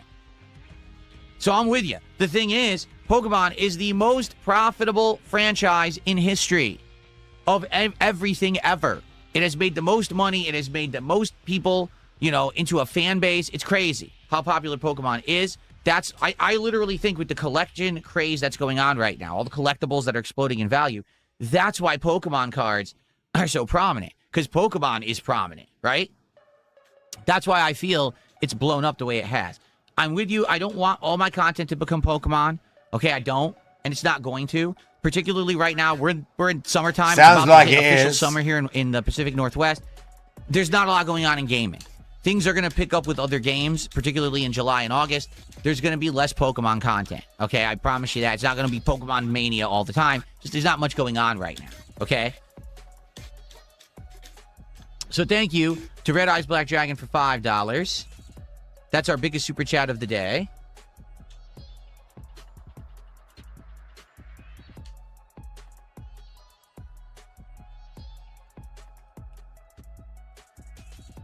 And MKASP did a $2 super chat and says, would you ever get a tattoo or a piercing? At my age, no. When I was younger, I thought about getting a tattoo. I never thought about getting a piercing. Never really appealed to me. But I thought about getting tattoos over the time. At one point, I thought about getting a back tattoo. But why? Now that I'm older, I'm like, I wouldn't want to do that. And you know what it was, too? When I was younger. Yeah, you're a coward. I was much healthier. Then in my mid-20s, I got fat. And when I got fat, I was like, well, if I'm fat, I'm not going to be like walking around with no shirt on. I'll look disgusting, right? So since I was like, I didn't want to do that, I was like, I don't want a tattoo anymore because no one will be able to see it. You know what I mean? Like, what's the point of getting a back tattoo or a chest tattoo? You're never going to walk around with your shirt off. No one's going to see the fuck. Oh, they're not just for showing off, though, are they? Well, now I'm getting older and I'm working out. And they're just for you. In a short amount of time here, maybe within a few months, maybe I'd be physically fit that I want to walk around with my shirt off, right? So now maybe I would want it. Don't do that. I'm old. I'm too old for this shit. I don't care about tattoos on my body. What would it even be at this point? Nothing. What would it be? What do you mean, what would it be? That's right. Nothing. So, thank you for the super chat, MKASP. All right. So thank whatever you guys for the you early support. want it to be. Let's end the Pokemon segment and get to the games. So, again, reminder, on this stream, for a $50 contribution, we're guaranteed to open a pack of Pokemon cards. Okay, we're getting down to the end of the box, and we haven't gotten a great pull yet. We got one good one, which was the Mega Starmie. We may have a great pull in store near the end of the box. Okay, so we'll see. Excuse me. So, thank you for your support. $50, we'll open a pack. If we hit $100 of support, we open a pack. 150, etc. We know. So, thank you so far for the early support. Like Let's get it going for Resident Evil Code Veronica X. Like I said, yesterday we had outstanding attendance. Let's please get great support today. I like this game, and people are telling me it's lengthy. So please, let's get support for it so we can keep it in the schedule as often as we've been playing. I want to play it basically 2 to 3 times a week if I can. Okay? Cool. All right. The other 2 games that I am playing right now were tryouts. What do I mean by that? Well, there's 2 games that just came out. Indie games on Steam. One's called Killer Bean, and it's in early access. The other is called Mina the Hollower, and that one's full release. So let's talk about each respectively. Killer Bean is a hilarious mess, okay? I guess you could call it a hot mess, right? Why? Well, it's funny, it's irreverent, it's silly, it's gritty, and there's definitely entertainment factor there. Essentially, in Killer Bean, you are a guy who's a bean. I'm not even kidding. You're just like a baked bean or something. And you're running around, shooting everything around you. And there's bullet time effects, much like Max Payne, where you jump in a direction and the game slows down, and then you can move quickly and shoot a whole bunch of enemies. The game plays essentially 3 different ways. Well, I guess I'd say 3 different ways. If you're in a city, it plays like Grand Theft Auto or Saints Row, where you're driving around and all of a sudden enemies will come out of a building. You got to take them all out, go inside, get something from the building, and then get out of there. Very similar like base takeovers in Saints Row and stuff like that. If you're in an open map area, it plays a little different. I'd argue maybe it's a little bit more like Just Cause. Not that there's destruction, because there's not. But basically, there'll be bases all over the screen. And what you do is you go into these bases and you do various things. You kill a ridiculous amount of enemies, and you hack electronics. The electronics will show things on the map, like the location of ammo, rare weapons, things that you need to beat the stage. Like, for example, there's certain vehicles you have to blow up. There's certain gas tanks you have to shoot. There's things you have to do, takeover events, like grab flags and stuff like that. So That's the second type of gameplay, is essentially you're just going through this open world map and you're doing open world objectives. And then the third kind of gameplay is boss fights, which is basically you're fighting a boss. The boss is a tank, usually has special weapons. You have to run around an open arena grabbing ammo and just shooting the boss in bullet time and dodging until you kill it. Okay. That's the game. I'm 2 hours into it. That's all we've seen. We've played 4 stages. That's the game. Now, I don't know anything further will be any different, but that's all we've encountered so far. The game is insanely rough around the edges, and what I mean by that is it's not done. It's in early access, and you can tell they're going to refine this game more the further that they develop it. I do feel that what will happen is the game will become more polished and be better over time, but right now, it's hilarious. The characters are getting fused into walls and glitching and wiggling out in, like, ragdoll. And basically, like, there's all kinds of bugs and problems with the game. Notably, what I'll say, what pissed me off last night is that we're on stage 4, right? And we're going through this open world stage, and we're killing all the enemies or whatever. And eventually it says, okay, there's a chopper coming, and you have to take out the chopper. But there's only 2 ways to damage choppers. A rocket launcher, which is randomly put throughout the stage. You have no clue where it is. You just have to find it randomly in one of the many bases in a giant open world map. Or you can hack these missile turrets, and those will shoot the chopper out of the air. The problem is, when you find one, it says, oh, you can't hack it because you don't have level 2 hacking. What does that mean? So I spent 25 minutes, couldn't figure out how to take out the chopper. I did find a rocket launcher, but I couldn't hit the chopper enough to kill it, and then I died. Game over. Start the whole stage over. There's no checkpoints. Oh. So I reloaded. And another 25 minutes, I repetitively grinded my way through the mission. This time, I found a random little green thing. I didn't even know what it was. I touched it. Oh, that's the level 2 hacker tool. Oh, I was supposed to just know that, I guess. So then I was able to hack the turret. The turret took out the chopper, but then the stage continued. Blow up these gas tanks, destroy these 3 vehicles. And the vehicles were all glitched and were getting stuck in place and stuff. It's a really rough game. It's not bad because there are funny moments. Like, there's some badass moments when you're fighting bosses or you got a grenade launcher, you launch it, you multi-kill a bunch of enemies and stuff like that. Pretty cool, right? So, basically, I think the game is okay. But it really frustrated me last night, and I'm like, if I keep playing this, we're probably just going to keep getting more and more frustrated. You can tell the game's not done yet. They're likely going to do more to make the game better. So should we keep playing it? And last night, basically, people were telling me, nah, what you should do is hold off. They're going to be doing lots of updates to this game. You got your 2-hour taste of what it is now. Maybe wait a couple months. Go back to it after it gets a major update, like performance improvements and gameplay improvements. Try it again. And then maybe in another few months, try it again. And eventually, this game might be a good one. Right now, it's just too rough to really spend a ton of time on. I tend to agree. I think that it's kind of an unfinished game. I would like to check it out in the future. But I think for now, after 2 hours of playing it, we've seen more than enough. And I think that we can move on. Okay? Now, what about Mina the Hollower? Let's talk about it. But first, Red Eyes Black Dragon just did a $5 super chat and said, what are your thoughts on the old YouTube Let's Players' 2 best friends? There was talk of them getting back together. Just wondering if you knew of them. I have never seen them whatsoever. Not once. The thing was, back in the day, right, I was one of the more prominent YouTube gamers at one point. It's been a very long time since I have been, okay? Right now, I'm pretty much just a small niche guy. And at one point, a lot of the things that I was doing were interesting and prominent, and people would talk about them. Oh, God. Thank you, Soul at 2 a.m. Appreciate that. We'll shut that out in a second. The most cringe. And so, back in the day, I used to do weekly co-op sessions with my friend John Rambo. And we would play a wide variety of games. We would do action games. We would do RPGs. We would do the stupid motion control things on the Kinect and the PS Move. We would do retro games. We would do modern games. We did everything. And we did this for like 2-3 years straight. Every weekend, we do a co-op segment on Saturday. And usually it was prominent and popular, and it would do numbers, and we'd make a lot of money doing it. And then all of a sudden, after we were doing this for like a year and a half, you start hearing, oh, did you hear this other group of YouTubers are doing a co-op show? Did you hear this other group of YouTubers are doing a weekly co-op show? A co-op show? Like, wait, what? Now, I'm not saying that I invented the co-op show by any means. What? I'm just saying I was focused on doing my own content. I only cared about that. I didn't really care what everyone else out there was doing. But then I would start hearing about, oh, someone else is also doing what you're doing. Someone else is doing what you're doing. Well, no shit. No kidding. I was an innovator back then, quite frankly.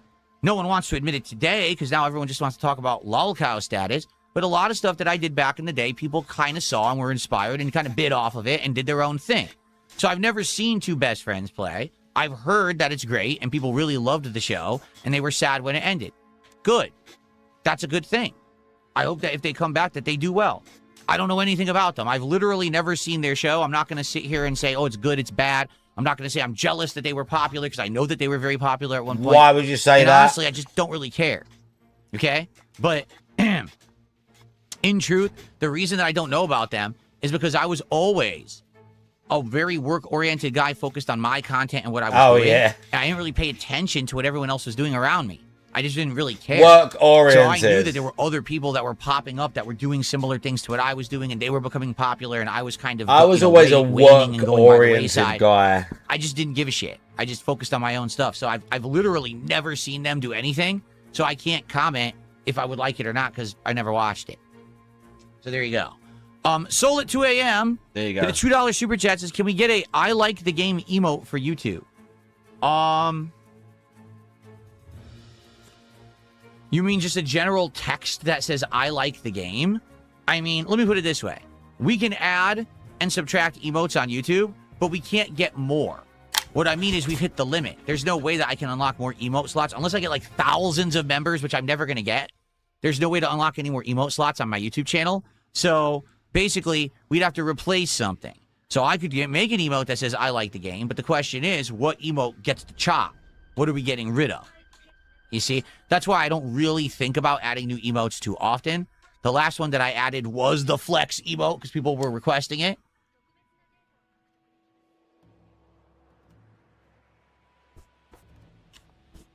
Okay, what's up, Sloppy Steaks? How are you? How's it going? Dante's Inferno says, do you believe imitation is flattery?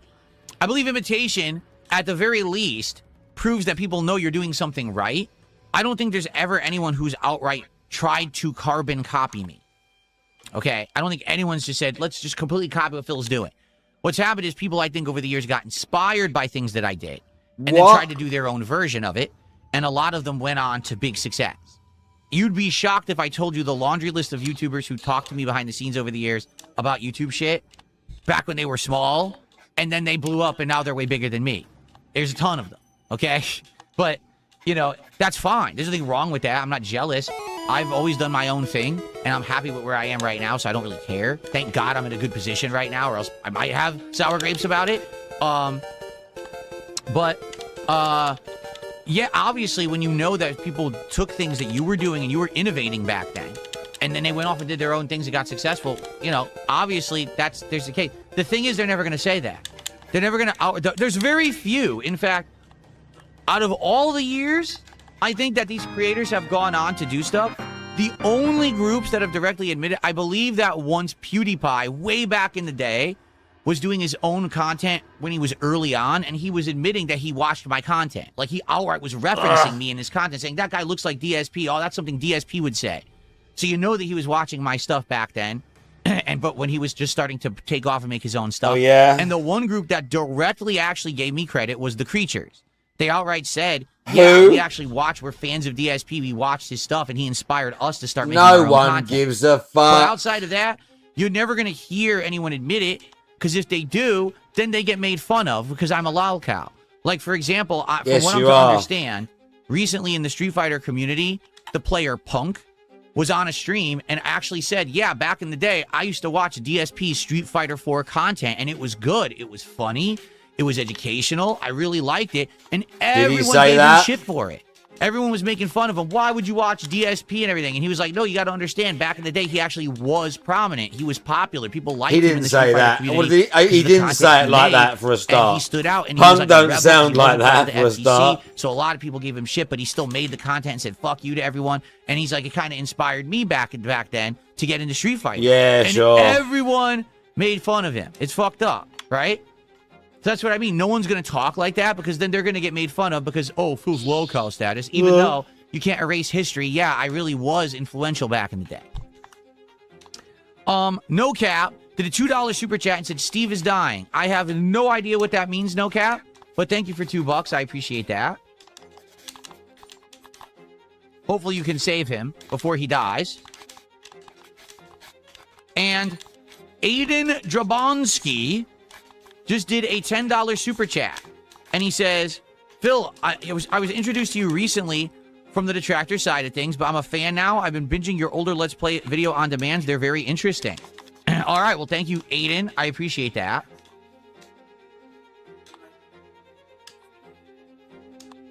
And I'm glad to hear that you came over to check out the content and you're enjoying it. In particular, you have 18 years to catch up on. There's 2.5 years on the Dark Side Phil channel, and there's something now like 15 years of content on this DSP Gaming channel for you to binge on. I mean, there's an insane amount of content that I put out over the years that I'm not stopping. So enjoy what I will. You know what? This is a good time, everyone, to just remind everyone how you can find my content. If you're someone who's interested in watching my content from over the years and you're like, well, how can I find it? Okay, I'll show you. First, you light yourself on fire. What the hell? I accidentally didn't turn my effects off this morning. Sorry about that. What? Ouch. Okay. Bro, so please never, don't make ever, jokes. ever use general YouTube search. It doesn't work. YouTube search tosses you into this very skewed algorithm that will only give you essentially what they find as viral content, which basically means toxic negative content. No kidding. 9 times out of 10, when you use YouTube search, you will get garbage. You won't actually find what you're looking for. If you were to type in, DSP plays Metal Gear Solid, you'll never find it. What you'll find is a zillion detractor videos about me. Here's what you do. Go to the main channel page of DSP Gaming, which is hard-coded, youtube.com/DSP Gaming. Okay? That's how old. The channel's from 2010, 2011. It's so old, it's hard-coded. You don't even need the @ symbol. You just go DSP Gaming, you'll find it. You'll know it's my channel because I've got the check mark. I'm verified. Okay? Now, what you do is you go to the Playlists tab. You go to this magnifying glass. And let's say you wanted to see, hey, did Phil ever play Splinter Cell?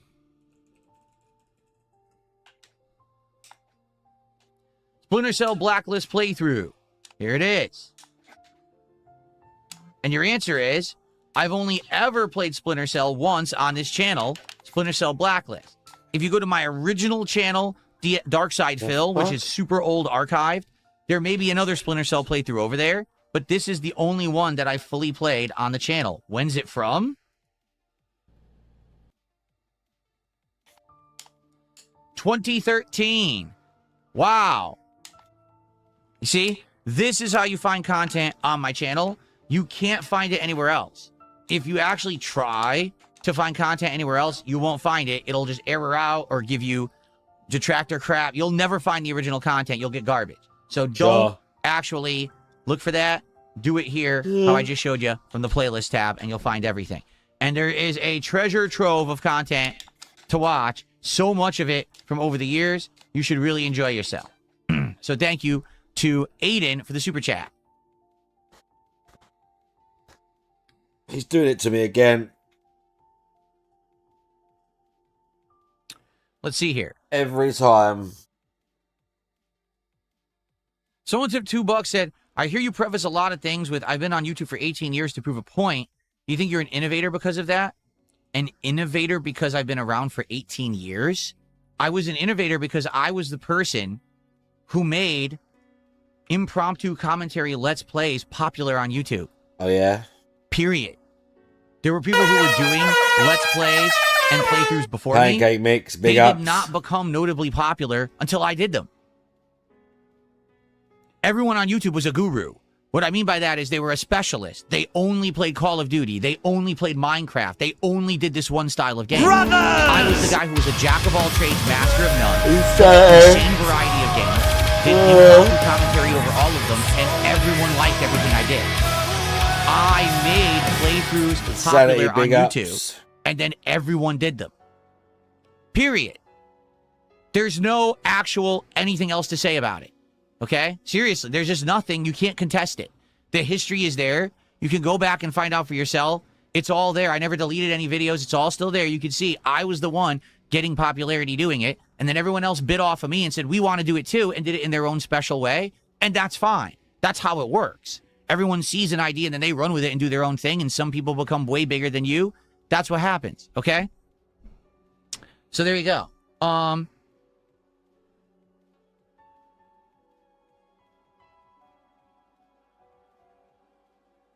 Okay. That's it. We're all caught up. All right. I do want to talk about Mina the Hollower. Okay, this is the other game that we've been playing this week. So Mina the Hollower is the newest game from the makers of Shovel Knight. Mina the Hollower is a combination. It plays kind of like an old school 8-bit game. It has a lot of heavy Zelda influences, I would argue, but also other games as well. Like I was trying to think in my mind, like what other games did it remind me of? One of them might have even been like Bastion from back in the day. So it's top down, although it does have platforming, and it is definitely challenging. It is essentially like Zelda times 10 difficulty. Like that's the game. It's hard. Okay. I'll say this: if you're going to play this game, you absolutely need to be a good controller. You need to have one. Okay. I tried playing it with the Steam controller. The Steam controller's D-pad sucks, and it was just imprecise, and I couldn't even hit anything. Then last night I played it with my Razer Wolverine Pro. Completely different experience. I enjoyed the hell out of it. So gotta have a good controller to play the game because it's that difficult. Much like Hollow Knight or Hollow Knight Silk Song. It's that you need to have good difficult. controls. You must have them. Get them. Okay. Now, I love the art style. I love the music. The story's getting interesting, although it's kind of complicated for a game like this. It's really weird that there's so much story in it so early on.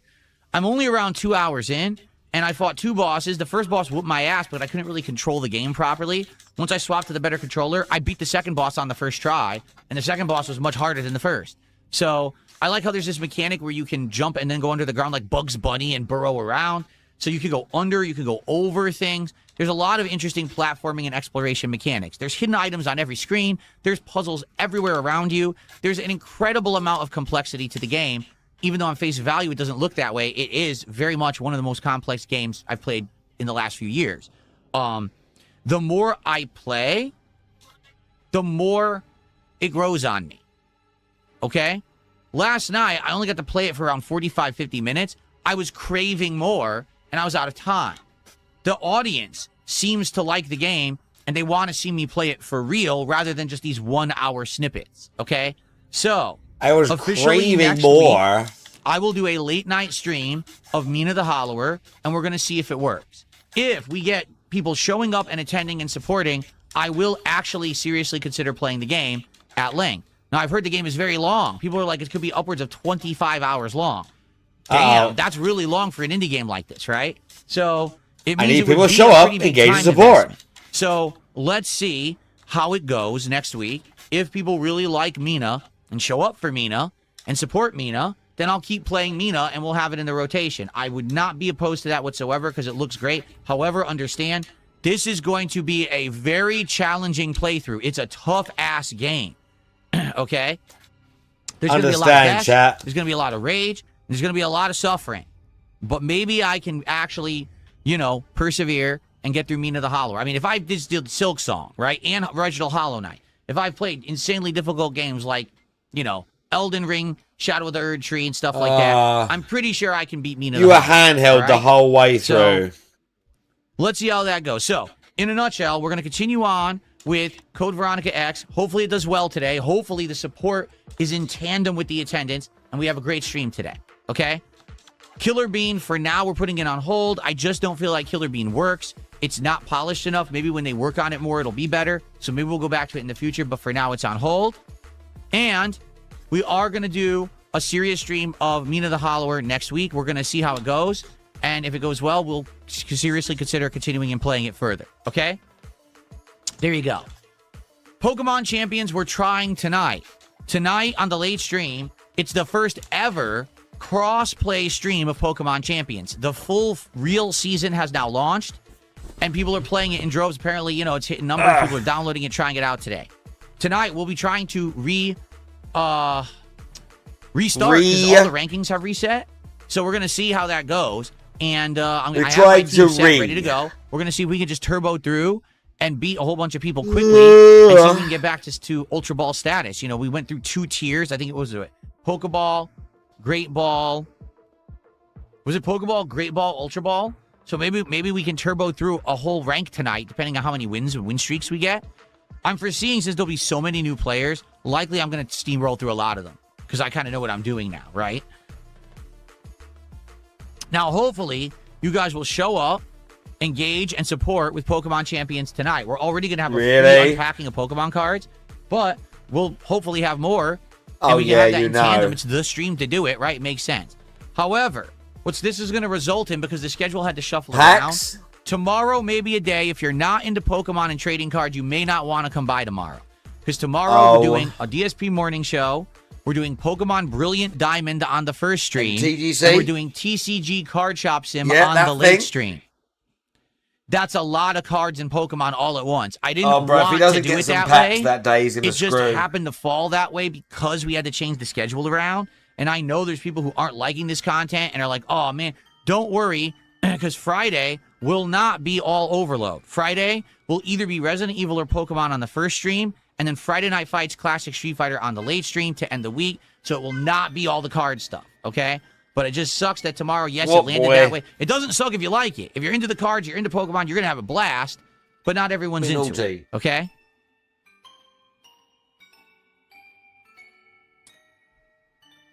What's up, Celt? How are you? How you doing, man? You got your sock. Zakwa says, did you see they are officially porting Black Ops 1 and 2 to PS5? Thoughts? Oh, I don't know. The originals? That one might be cool to play the multiplayer again. I don't think I would play the campaigns or anything again. But maybe if the multiplayer became prominent, I liked the multiplayer of Black Ops 1 and 2. Sit on there, boy. Go on. On there. Damage Coda says your schedule says Killer Bean and Mina for the 21st late night. Is that You're just a too Mina warm, stream now? Akuma. Yes. Let me double check that. What, my boy? Yes. What we will do on Sunday, that late night stream will now just be Mina the Hollower. It'll be a full stream of Mina the Hollower on Sunday night. Officially, we are retiring Killer Bean because it's just not that good, okay? Also, we do have an update on DSP Tries It.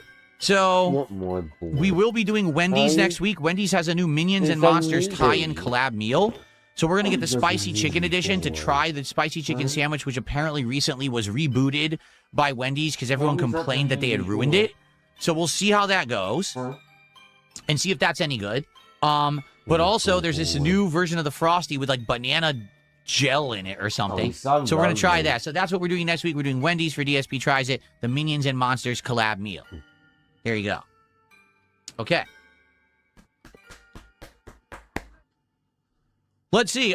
Celt says, I'm good. I managed to get a new starter set for One Piece ST30. I'm happy. I hope you're having good luck with the Pokemon. When you say good luck, that's subjective. We actually have the best hit ever of the Crimson Rising set, so I can't do any better there. But honestly, with all the other ones that we've done, very, very mid to low results. We haven't really had a big hit since. We've had a few kind of decent hits. The cards look nice, and that's really what it's about. The hype of opening a pack and you see some cool cards with the audience. That's neat. But have we had any big wins or anything? No, not really. The one that we have is the Mega Greninja. I'm happy we got him. Because now we have a card to always look at and say, wow, it's cool, we got a good hit. That's a nice leg. You know, we're still fishing for the next one. That's a nice little back leg. We got 12 packs left of the Perfect Order box. There may be a big hit at the end there, because I think we only have 4 hits in the box so far, and there's supposed to be at least 6, I believe. In Perfect Order, I think you're guaranteed 6 to 8 hits because it's a small deck, if that makes sense. Not deck, small set. So we might have a few more hits left. Maybe we'll hit one today. That'd be cool. Outside of that, the next box I think might even be more exciting. Akuma. Again, I was going to show everyone, but people said they weren't too interested. The next box we're doing is a better box, and it's unique in a way I don't want to spoil, but it is very unique. It's something we haven't done yet, and I think people will like it more than this last box. Will they? People might be more hyped for this. But you didn't. But they still didn't want to see it, so you got annoyed. Okay. What on earth is this music? Akuma, what are you doing? Skip that one. This cat, I swear. So one person did a $1.50 tip, and they're trying to content farm. They said, seeing as you invented Let's Plays and online playthroughs, I didn't do that. I never said I did. Thanks for the $1.50.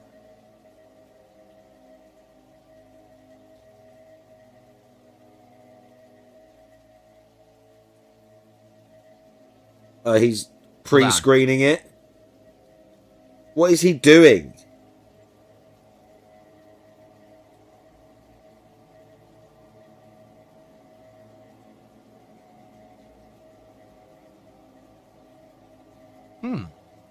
What is he doing?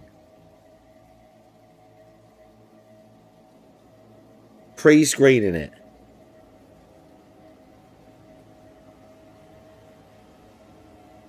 One second.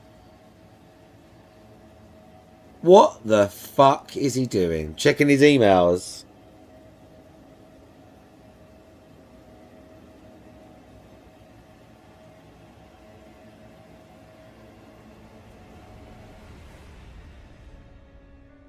Okay, something I have to look into later. Okay, sorry, I got an email. It was interesting. It's not bad news at all. There we go. It's interesting. So it has nothing to do with anything you guys need to know about, but it just popped into my inbox right now, and I wanted to read it immediately. Yeah, So thanks to the person who was trying to engagement farm, or excuse me, not engagement farm, content farm. I'm not responding to what you said because you made it up. Thanks for $1.50. Okay, continuing on.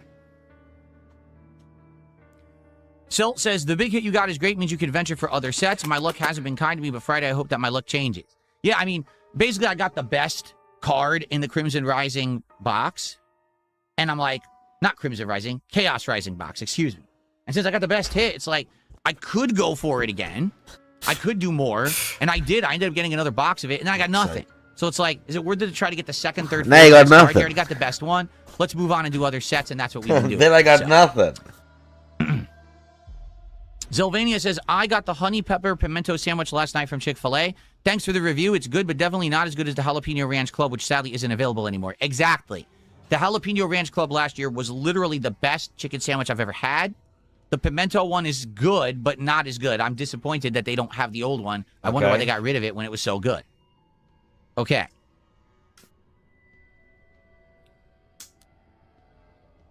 Okay, so currently we're at $50 of support. Excellent. Thank you guys for that. Thank you so much for the support. If we hit $100, it's our first pack opening. At $150, it's 2 packs. If someone did a $50 contribution right now, it means we would open 2 packs immediately. We do a pack for the 50 and a pack for hitting 100. Excellent. And we could do it on the show. All right? So if anyone is here and like, oh, I want to support Resident Evil today, if you support it now, we can actually get the pack openings out of the way now. Just saying. So thanks for being here. We got great attendance. It would be great to get some of the support and then get some pack openings while we're set up to do it here on the podcast rather than having to redo it later. Okay? Cool. DJ, how you doing? He says, what's up? You should do a breakfast. DSP tries it. Well, first off, we did one. A while ago, we actually did IHOP. And that was actually an interesting DSP tries it. I did breakfast for dinner. The reason we don't do a breakfast DSP tries it is because DSP tries it is done at the middle of the day, right? Like, I'm not going to turn on my stream extra early at 10 in the morning and be like, hey, everyone, I had breakfast delivered. Yeah, he's definitely not going to do that. I'm not streaming that. If I streamed in the mornings, early mornings, then I probably would do breakfast DSP tries-its. I would maybe try breakfast from all kinds of different places around here, but we don't do that. You know, I'm streaming, you know, mid-morning to afternoon and through the afternoon until late night. That seems to be the prime time for me to stream. If I did much earlier, there would be a whole audience that I miss. Like the Asian audience wouldn't be able to be here, and I do have some people in Asia who watch me. So, really? I just don't think that the breakfast stuff would work, to be honest. I'm just being honest here. Lunaris Knight says, you absolutely said multiple times in the past, you pioneered off-the-cuff commentary. I don't know what I said in the past. I don't care. It's 2026. Here's what I'm saying. I did not invent Let's Plays. I did not invent playthroughs. But I innovated them to the point where they became very popular for a variety of games and the commentary style that I did. I'm the one who made them blow up. I'm the one for them, and everyone copied me afterward. 100% true. You can't fucking dispute it because the evidence is there. All you got to do is go back and look. At the time that I started, everyone was doing one type of game. Just Call of Duty, just an RPG, just Minecraft, just this. And they were actually doing commentary that was either guru style, like they're trying to teach you how to play the game. It's definitely not true. Or it was like just off-the-cuff commentary that had nothing to do with the game. Commenting on topics that had nothing to do with what was going on the screen. No one was doing the impromptu style, comedy style commentary that I was doing. I was innovating that. It got prominent and popular, then all of a sudden, everyone started doing it. That's what I'm saying in 2026. So don't put words in my mouth. Don't tell me what I used to say. I don't give a shit. This is what I'm saying now. That's what's pertinent. Yeah, don't tell me how I contradicted myself. Thank you for a $5 tip. An anonymous tipper says, Money. I'm enjoying your content. I'm enjoying your content. And here's for going strong 15 years in. Yes, 15 years on this channel. And then even more before. That's right. So thank you so much.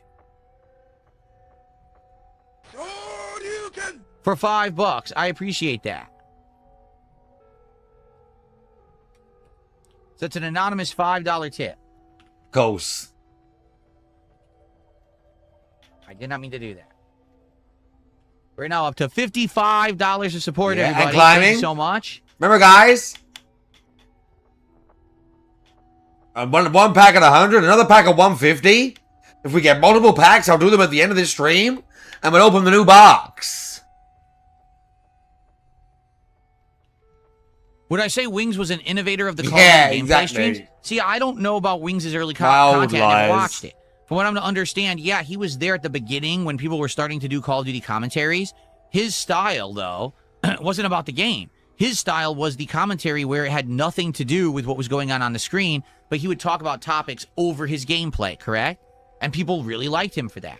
I think that's where he had his forte, his niche, where he stood out. Yeah. What percentage of my audience do I think is worldwide? Now, hold on. What do you mean by that? Do you mean outside of the United States? I know the answer to that, but is that what you're saying? Oh, I don't care. I want to see your analytics page again.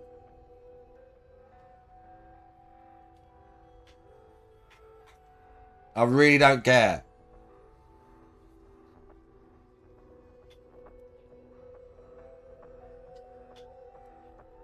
Yes, that's what he means. So it's about 45%. My audience domestically is around 55% of my audience is in the U.S.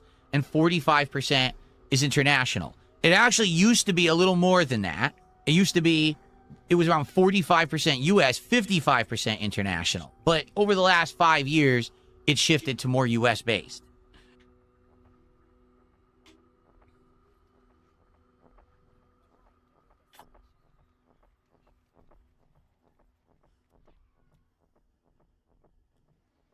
Canada, Mexico not included? Wait, now I'm really confused. Huh? YouTube just breaks it down by country. They don't break it down by, like, North America or anything like that. Oh, no?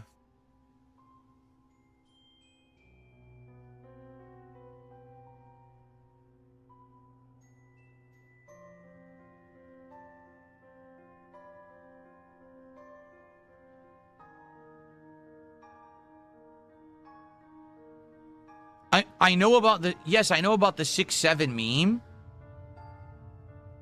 But I don't know. Oh, this is just a troll. Forget it. That guy is a troll of soccer account. I just noticed. Never mind. I'm not even going to answer. All right. So we have a little bit of extra time, guys, to do some Q&A. All right. So if you tag me in chat, we'll do some Q&A. When we run out of things to talk about, we'll end and we'll begin with Resident Evil for the day. So let's see what you guys have to talk about today. Let's see where the conversation takes us. People Prison says, what are the top countries? Let me find out. I gotta jump into my analytics here. Analytics. I'll tell you in a sec once it loads. Audience.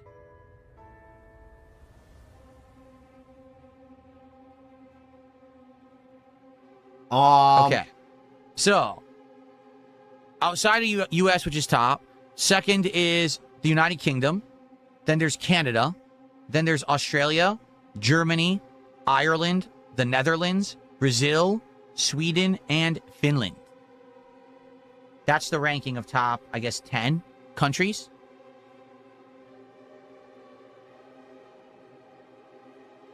Secret Rain says, I'm playing Onimusha Warlords. Did you like that one? I did, right? That's one of the ones that I've played, and I liked it a lot, yes.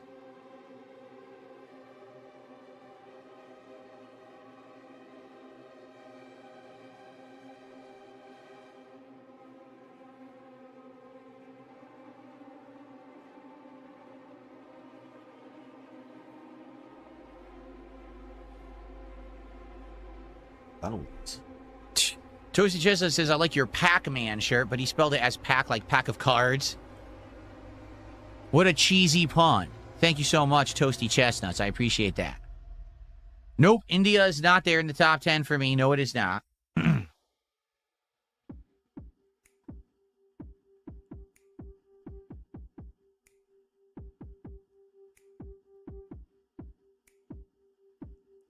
JP Leonard is trying to give me flexing tips. He says, when you flex, rotate your wrist so your knuckles point away from your face. Like this. He says, that full supination hits the peak and maximum size and definition. That's completely Arnold incorrect. does this when pointing his finger. So That's like this. This is the maximum incorrect. flex. That is completely and utterly incorrect. When you turn them out, it flattens the bicep and flattens the peak, as I will now demonstrate, okay? Here's what happens. You can see the bicep unflexed, okay? When I turn it out, completely wrong. Type in their chat that fucking retard doesn't know what he's talking about, okay? Shortens the point, turn in, shorten the bicep, increase peak. Turn out, flatten the bicep. Decrease peak. Turn in, increase peak. Completely incorrect. Same on this side. Same on this side. Look. Turn it in, peak gets bigger. Turn it out, bicep lengthens, peak disappears. Arnold just did it because he was posing. He was just flexing like that.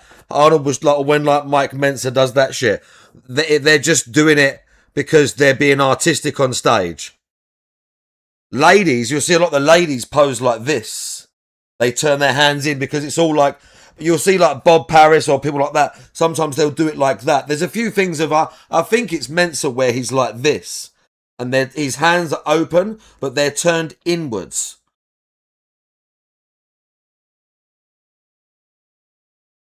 Oh, look at that.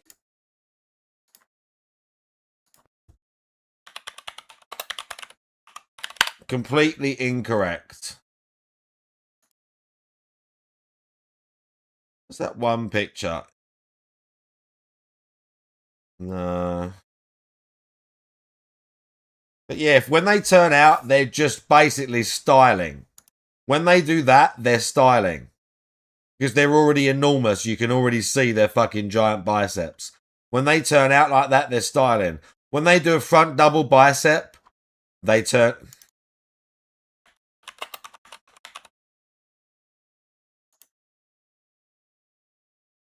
in, turned in, turned in. They're all turned in. Everyone's turned in, turned in, turned in, turned in, turned in, turned in, turned in. Even Arnold, turned in. And when he's doing that, his bicep don't look as good. Completely wrong. There you go. Amazing. Completely wrong. Amazing maximum flex. Completely wrong. Congratulations. Let's see. The Deer Hunter did a $5 super chat. Thank you. You hear about the girl that went bungee jumping, the team forgot to attach the cord. The video shows the workers running off after they notice. I heard about it. I didn't watch it. I've no desire to watch grim video stuff like that. But I heard about it. I mean, to be honest, I'm not surprised. I'm honestly surprised that kind of thing doesn't happen more often, and we just don't hear about it. You know what I mean? Like, I think people would be surprised, honestly, at how often humans slip up and make deadly mistakes, but people just don't talk about it that often. You know what I mean? Like, there's horrendous things that happen all day. We just don't get it publicized, so no one really knows. Yeah, we that do that's know. happening. We're just glad it ain't us. What's the biggest tip I've ever gotten? You mean a tip from via PayPal? He knows. He knows. Many years ago, I want to say I got like a $2,100 tip, something like that. I'm almost positive at one point He knows. I got like a 2,000 and change tip, but that was like long time ago. That was probably over 5 years ago, if I remember correctly. The SP knows all about the count, dude.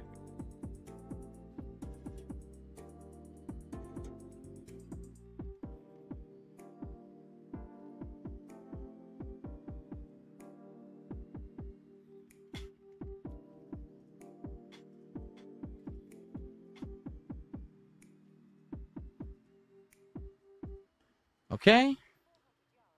Thank you, Rambling G. He says, I'm going to go swimming, but have a great stream. Thanks for the sentiment. Okay. Would I ever go bungee jumping? Absolutely not. I have enough going on in my life. I don't need any more risk. Like, let me put it this way. I feel like the people who do this kind of risk-seeking stuff are people who, I'll be honest, just are kind of have boring lives, which is fine.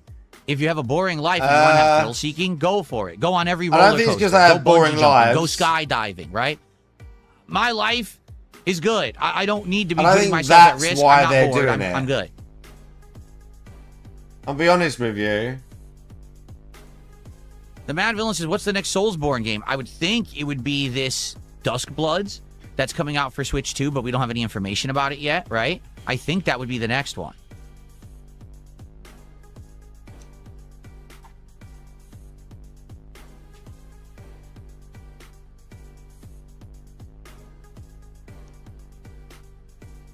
That's correct. That I have an irrational fear of heights. It's weird because I know it's irrational, but I still have it. Like, there was this one particular mall in Connecticut that I used to go to, and it was a 2-floor mall. And when I was on the second floor, in the middle of the walkway, there would be like a big hole with glass railing. You know, there's wood, but on top of it, it's all glass you could see through. So basically, you could see right through the railing down to the bottom floor. And if I got near the edge, all of a sudden, out of nowhere, my palms would start to sweat. My body would start to actually get like tight and nervous. I'd start to get like shake. Like, what is going on? Just because I'm looking down and I'm high up, my body would react in that way. I don't know why. It's irrational. I wasn't going to fall over or through. It was completely safe, but my body had that reaction. My body had that reaction. It does still happen from time to time, every once in a while, but not often.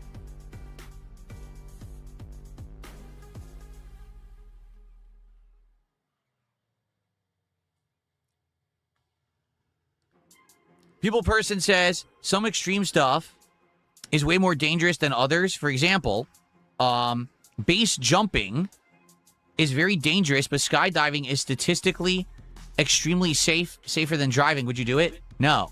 I know that driving isn't safe. I know it's not. Driving is actually quite risky because everyone does it, and everyone does it unsafe. It's insane the amount of bad drivers that there are, and the fact that no one ever tests them again. There's a lot more margin for error, I feel like. But yeah, like, I know that, but no, I would never do any of this risky stuff. I have no desire. Princess Luna says, would you look into an Astral Radiance box for card unpackings? Is that Pokemon? Oh, yeah? He's never heard of that. Radiance? Uh-oh, you peeked. Oh, my God. He's looking instantly. Oh, my God. He's looking instantly. Oh, is that Pokemon? Astral Radiance? Never heard of it. Instantly, look. Princess Luna says, would you look into an Astral Radiance box for card unpackings? Is that Pokemon? Astral Radiance? I'm not aware of that. Let me see. Instantly looking it up. Instantly looking it up. Wow. Oh, my God. Now that is expensive. So, it's from the Sword and Shield set. And the prices are kind of all over the place.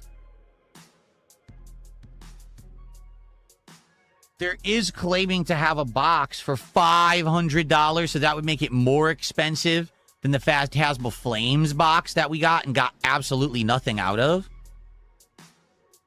Some people are selling the booster sets, which is 4 packs, for $80. They're selling for $20 a pack. That's absolutely insane.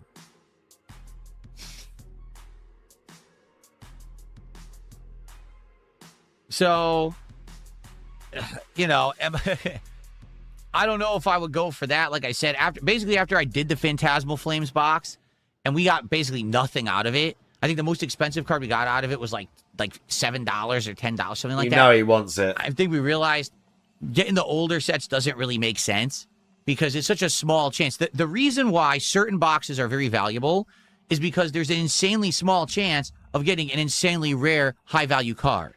So if there's a card that's $900 in a box, supposedly, the box will sell for like $400 or $500 instead of $250.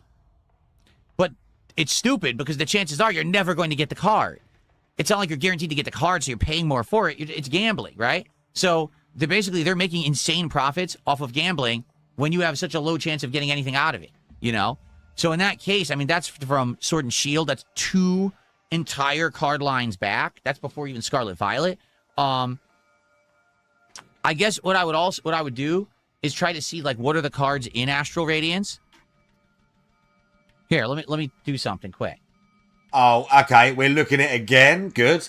What cards? What's the rare cards in that pack?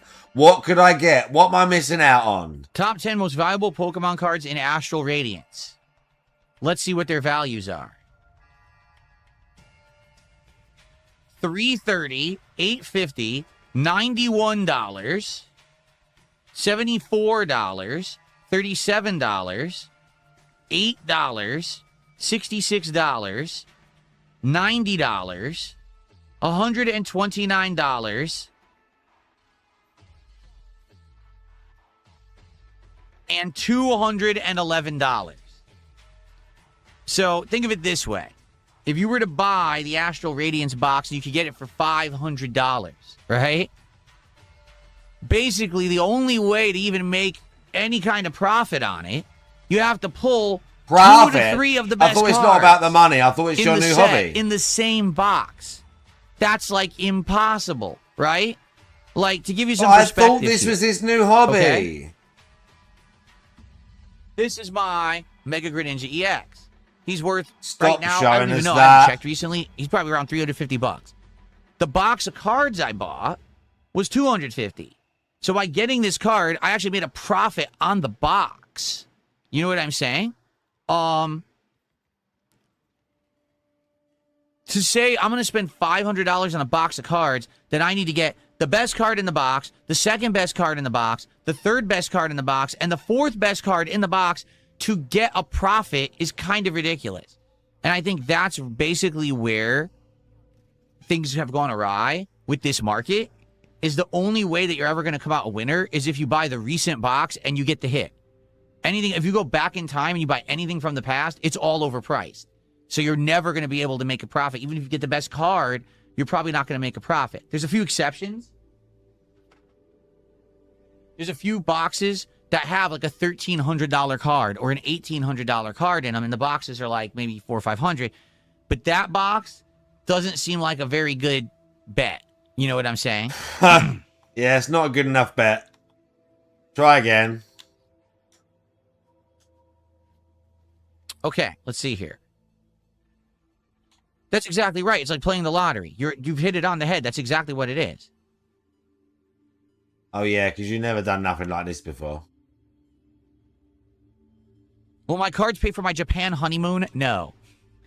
For the record, can I say something? Because this is so silly at this point. Because this is what the detractors do. The detractors take something I said many, many years ago, and they act like it's still relevant today. We have no desire to go to Japan. We've talked about it. We have ideas of things that we want to do when we actually do travel, which we will. For the record, we are going to travel, okay? It's just not right now. And when we travel, we're not going to Japan. We're actually staunchly against going to Japan. We don't want to do that anymore. We have other ideas of better things that we would like to do with our time, and it's not Japan. So the whole detractor meme of they want to go to Japan for the honeymoon, It's not true, and it never was. That was something I said many years ago, that Kat wanted to go to Japan at one point. Times change. I mean, you're talking something she said 6-7 years ago. No? So you could stop with the dumb meme. No one cares. It's not truthful, and we're not going to Japan. Why do you even care if it's just the detractors? Do I ever worry that the Pokemon cards can lead to a gambling addiction? Well, if you haven't noticed, what I've been doing is keeping it very integrated into the streams, right? That's what we're doing here. This is not, oh, Phil has like a giant investment now where he has an insane collection. No, we're just doing what we're doing on the streams. Yes, there's been 1 or 2 times where I have opened stuff off streams. I outright told you about it immediately. I showed you the cards that I pulled. That's where we're limiting it, okay? And that's also why when people are like, hey, you're going to get magic cards? You're going to do this? You're going to do that? Like, no. I'm just trying to do something that integrates into my content. That's it. That's all I want to do is get something that integrates into the content so it doesn't go crazy, okay? So I hope you understand that. I'm not too worried about it because that's how we're doing it. Now, like I said, if all of a sudden I change the channel, oh, now DSP Gaming is DSP Card Gaming, and all we're doing is opening packs and building decks and doing this, yeah, then there could be a big problem. But we're not doing that, okay?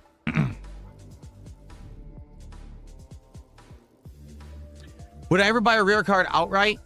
Probably not. Like for example, let's say eventually we get to the point where we're actually trying to build a set. Like right now, I have opened 2 boxes of Chaos Rising. I'm almost positive I have the entire set. Okay? Let's say one day I want to make that set, but I'm missing a single card. Make the set. So I can't complete the set. Maybe I would go and try to find the single card. Now, I'm not talking about the rare cards that are worth a ton of money, the variants. I'm just talking about the standard cards. Yeah, Like, you would never buy I'm missing card Greninja on its 132, own.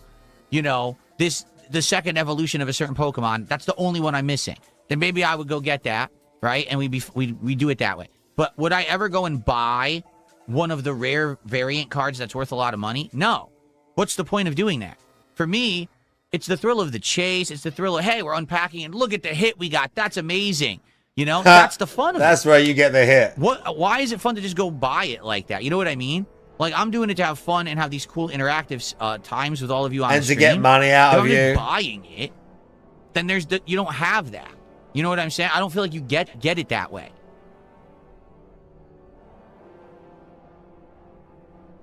And to get all that sweet money out of you. Would I ever do a vintage Pokemon box break? It's like I just said, probably not, because you understand that it's not worth it. Like any of these vintage card boxes are way too expensive. Some of them I saw are over thousands of dollars. Why are you going to spend thousands of dollars on a vintage card box that there's no way you would ever make any money on it unless you pull one insanely rare card that's isn't going to be in that box, right? So no, I don't think we'll be doing vintage.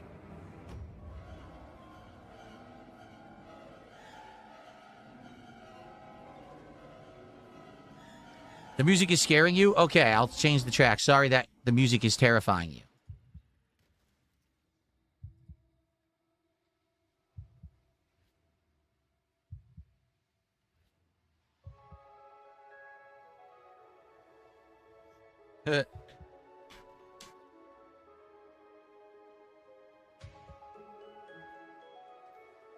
Exactly. Eliza Pancake says some people collect, they actually like the product. They're not just pulling and trying to make money on it. You're right. And I have found it fun to not only, open the packs with you guys, but then after the fact, go and sort a binder, right? Like here's the Phantasmal Flames binder. And after we did all of the pulling and everything, I went in and I sorted it out in order. Okay, and I'm pretty sure we're close to having the whole deck. I think there's 1 or 2 cards here or there that I didn't get in this set. But for the most part, we have almost every card in there. And it was very fun to go through and say, okay, let's do them in order. Let's look at the evolutions, look at the cards, and sort them out. It's fun. It is a fun thing to do as a hobby, as opposed to just, I'm trying to make money on it or anything like that. So I like that. That's why I got the better binders. Instead of getting crappy binders, I started buying the higher quality binders to put the cards in and stuff like that. I just think it's a better way to do it. How is that a foul? What the fuck is this game on?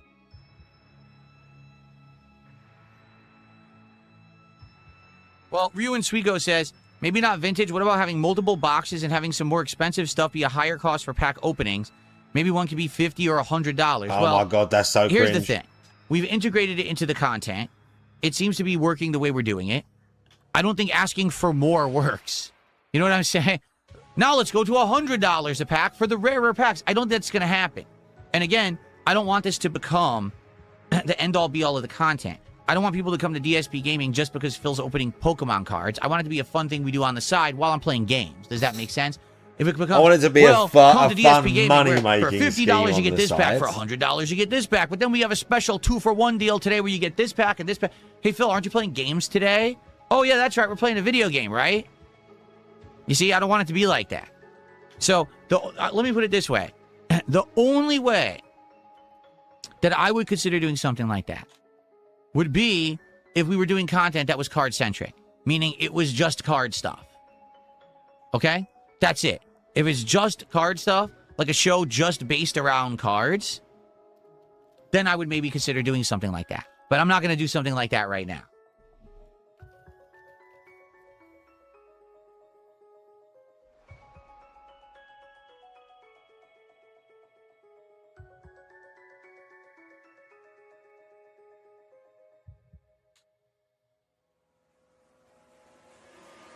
Okay.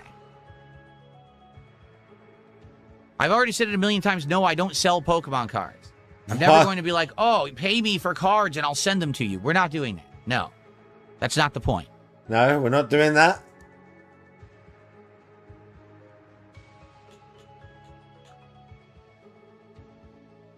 No, I'm not a Poketuber. This guy.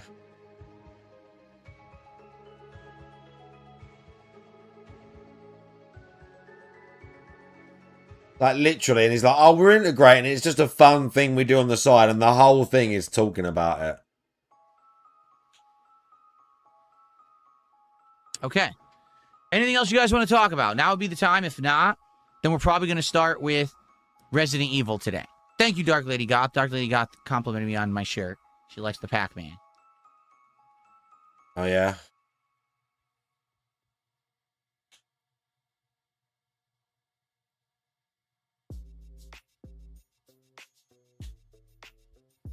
No, I didn't buy SpaceX stock. Ridiculous. Thank you, Red Eyes Black Dragon, for another super chat. Thank you for all the support this morning, Red Eyes Black Dragon. $5 said, close your eyes and imagine yourself at a Circuit City back in 1997. You're welcome. Cringe. It was a very different time in 1997. Retail stores were dramatically different in 1997 than they are today. Like, seriously. I mean, half the stuff in the store was different. It was all different technology and stuff. It was just a very different situation than the stuff that we have today, for sure. So,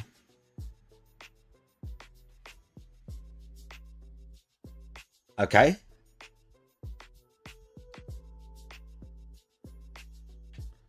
Do I remember The Wiz?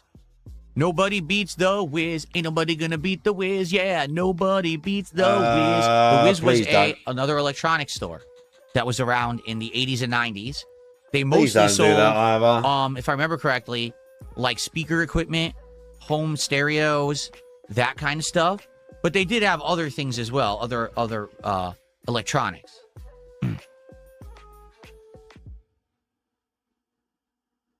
Yeah, a mall at Christmas time. Exactly. A mall at Christmas time back in the day, so different than how it is today. I mean, just going to the mall in general was so different than how it is today. Today you go to the mall, right? And you're either going to get a million of exactly the same shop that you can see anywhere, or you're going to get a bunch of little local things you've never heard of before. Oh, it's time for a flex. We have to do the Arnold version of the flex. Ready? So, Arnold version of the flex.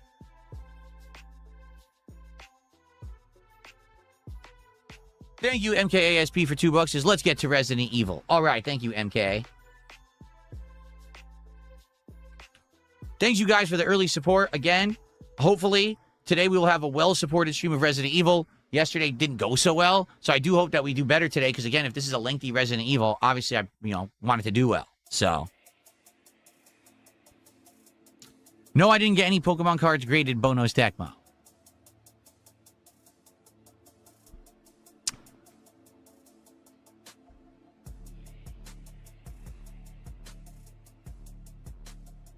Honestly. Okay. Honestly, bro.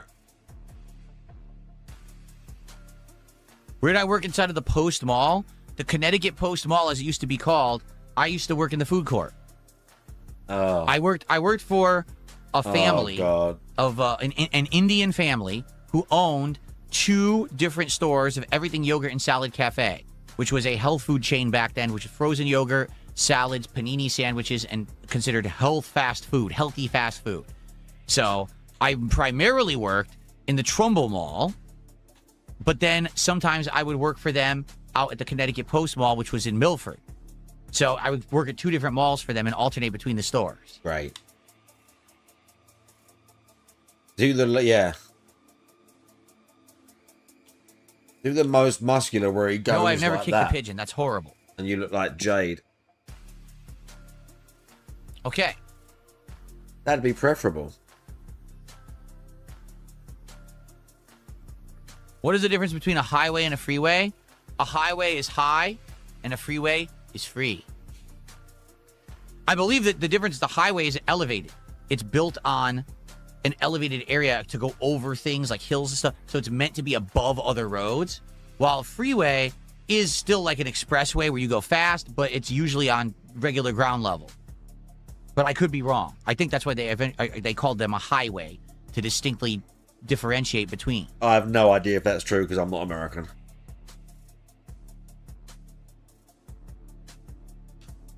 Nope, we're done with Killer Bean. As I just explained, we're not doing any more Killer Bean for now. We're going to wait for them to hopefully improve the game before we play it again. Okay. All right. I think we had a good podcast. Tomorrow we'll do a regular DSP morning show that'll be shorter. We will do a podcast to end the week on Friday, and we'll go from there. All right, everyone? Thank you so much for watching the Level 1 podcast this morning. I hope that you enjoyed the show. Thanks for being a part. Thanks for the support. Awesome show. Oh, yeah. And I'll be back soon. Thank you, thank you. See you Friday. Peace out.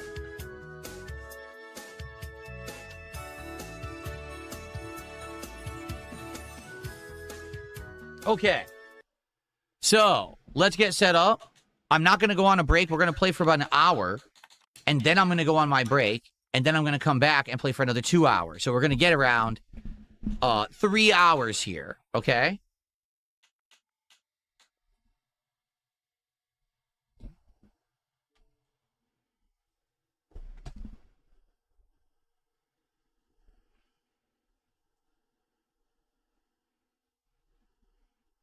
Okay, are we doing something or?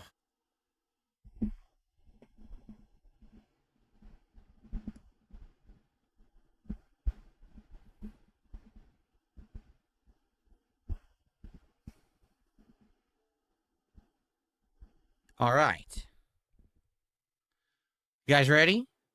All right, let me go set up the PS5 and we will begin.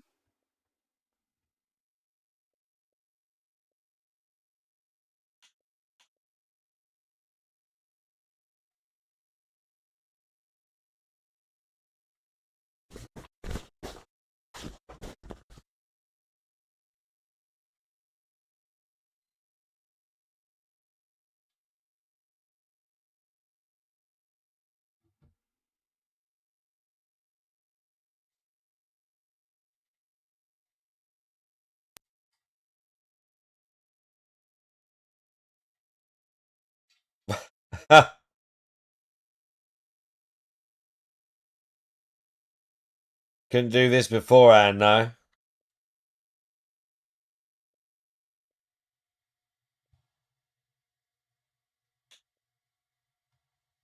Okay.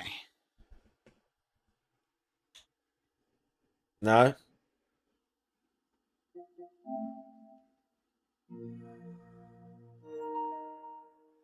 We need to get to 100. We need to get that pack. Can't remember. I think the volume was kind of low, and I had to up the volume of the game. Maybe I'm wrong, though. Let's boot it and find out. I can't remember. Maybe the volume was loud. I can't remember at all.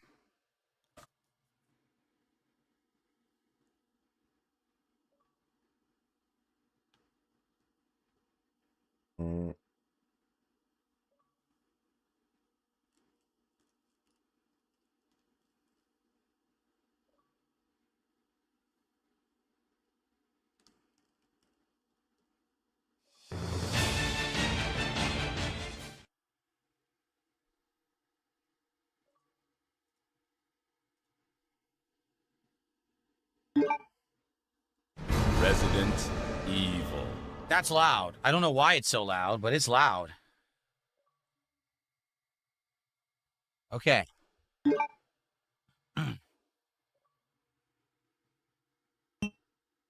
Well, I'll watch a little bit of this.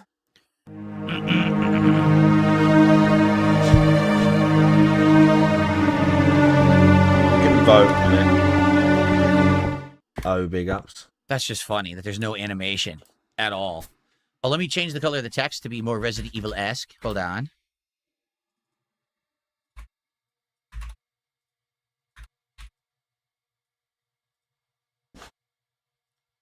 There we go. If the game ends up being too loud, please let me know and I'll lower it. Okay? Let's begin. Here we go.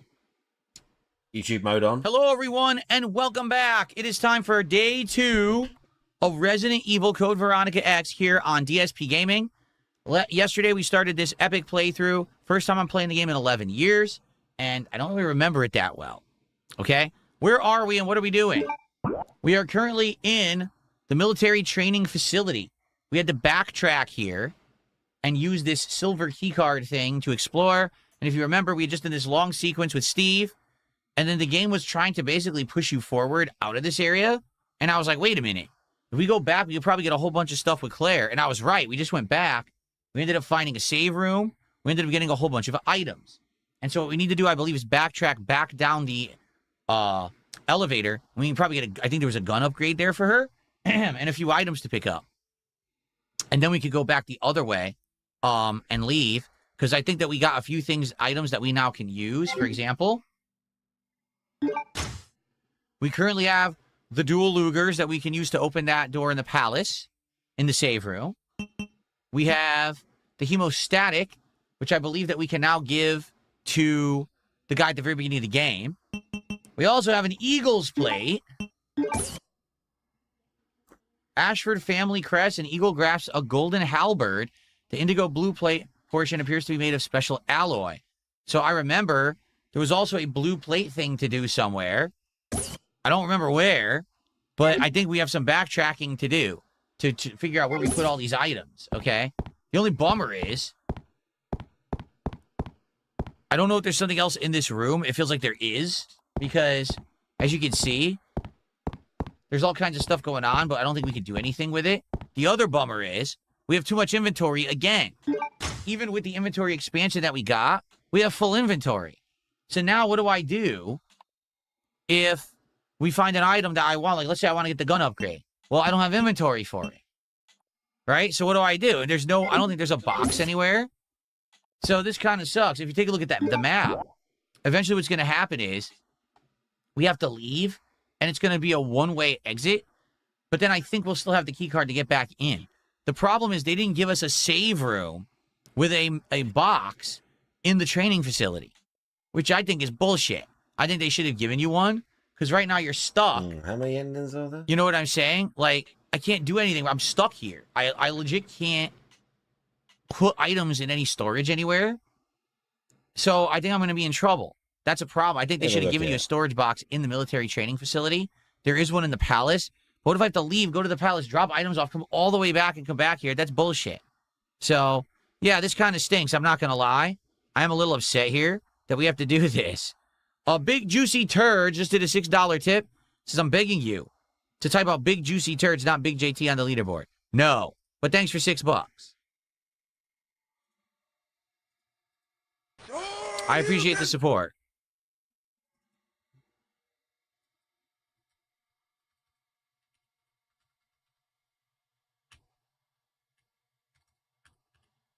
Thank you all for the early support.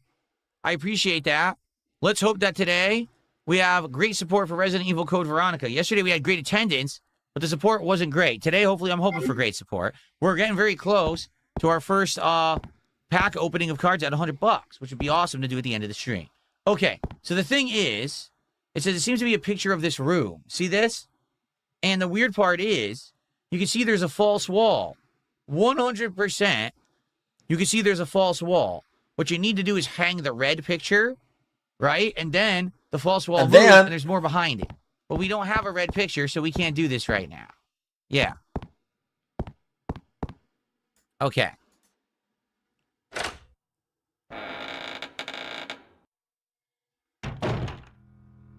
Damn, it's dark.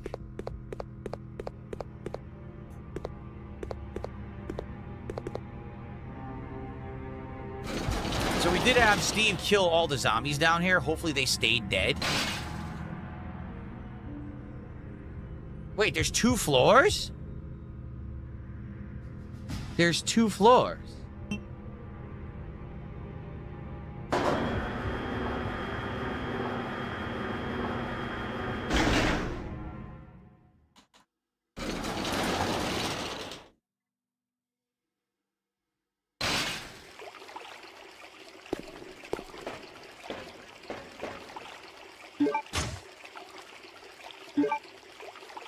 There were handgun bullets in the mouth? A relief of a weird-looking face. Yeah, there were handgun bullets in the mouth. Why can't she go this way? You see that there's a walkway here, right? I guess there has to be a way we have to get this to go down. We don't have it yet. It looks like that's a walkway down.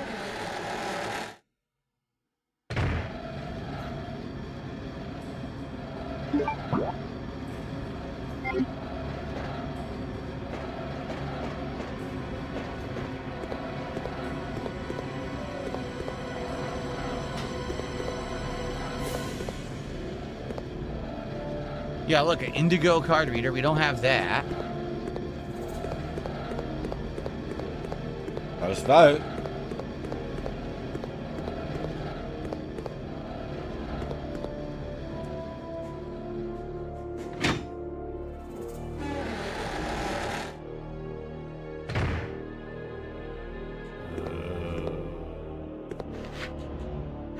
I thought I had killed all the zombies.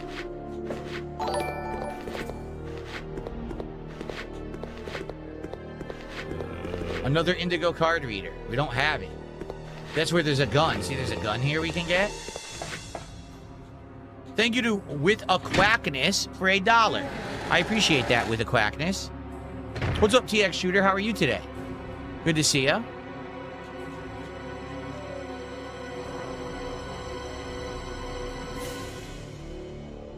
Oh, yes. If you guys think the volume is too loud, let me know, okay? See, look. Oh, it cannot be used with this gun? Oh. At least I got tons of stuff now. So this cannot be used with my gun. We got to come back later when I have a different gun. I didn't understand that. People Person says it's not the same streaming as playing this game alone, but this game was super immersive back in the day. Oh, can I probably can't open this yet either, can I? See a simple lock? We don't have a way to open a simple lock. Yeah.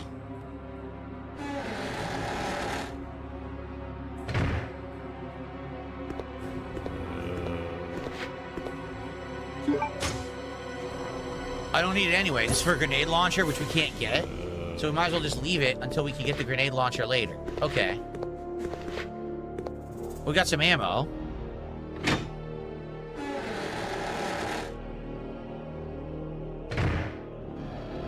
Bro, 4 all with like 2 minutes left to go. You taking the piss?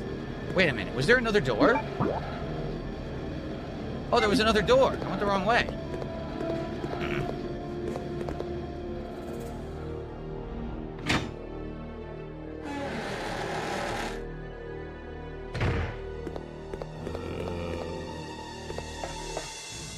How does one become a valedictorian of an elementary school? You have the best grades of anyone in the school, and you're the valedictorian when you graduate.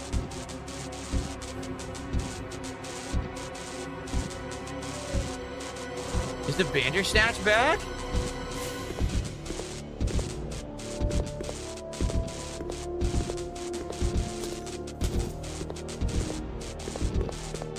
So we can't do anything here. As you can see, there is a gunpowder there. We can't get it. It's way high up. We can't reach it, and I think the Bandersnatch is back. Okay, so we can't do this. People versus says, do you think streaming makes games less scary for you in general? To be honest, yes. I think it does.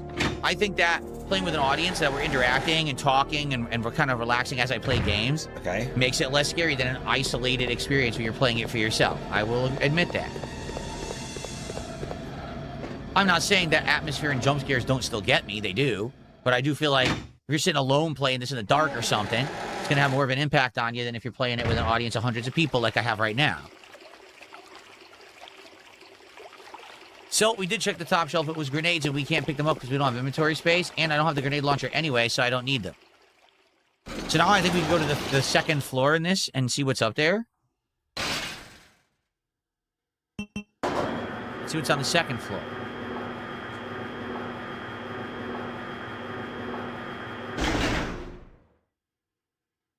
My elementary school was also my middle school. I went to a school that was kindergarten through 8th grade, all in one school.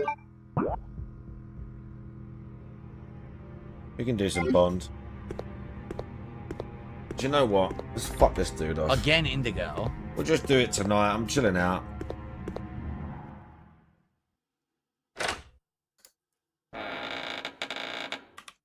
If he crashes out later, I'll watch it. We did this, and this is how we fell. Yep. Okay, if so he that's crashes it. out later. It's a stupid room we fell from. Okay. So basically, this is a waste of time until we have the Indigo card. This is a complete waste of a floor. We can't even use it. I'll see what happens. YouTube big ups. Listen, if you don't like it, you should have voted. You don't know what game it could have been, though. It would have probably been the Surge 2. It would have probably been the Surge 2.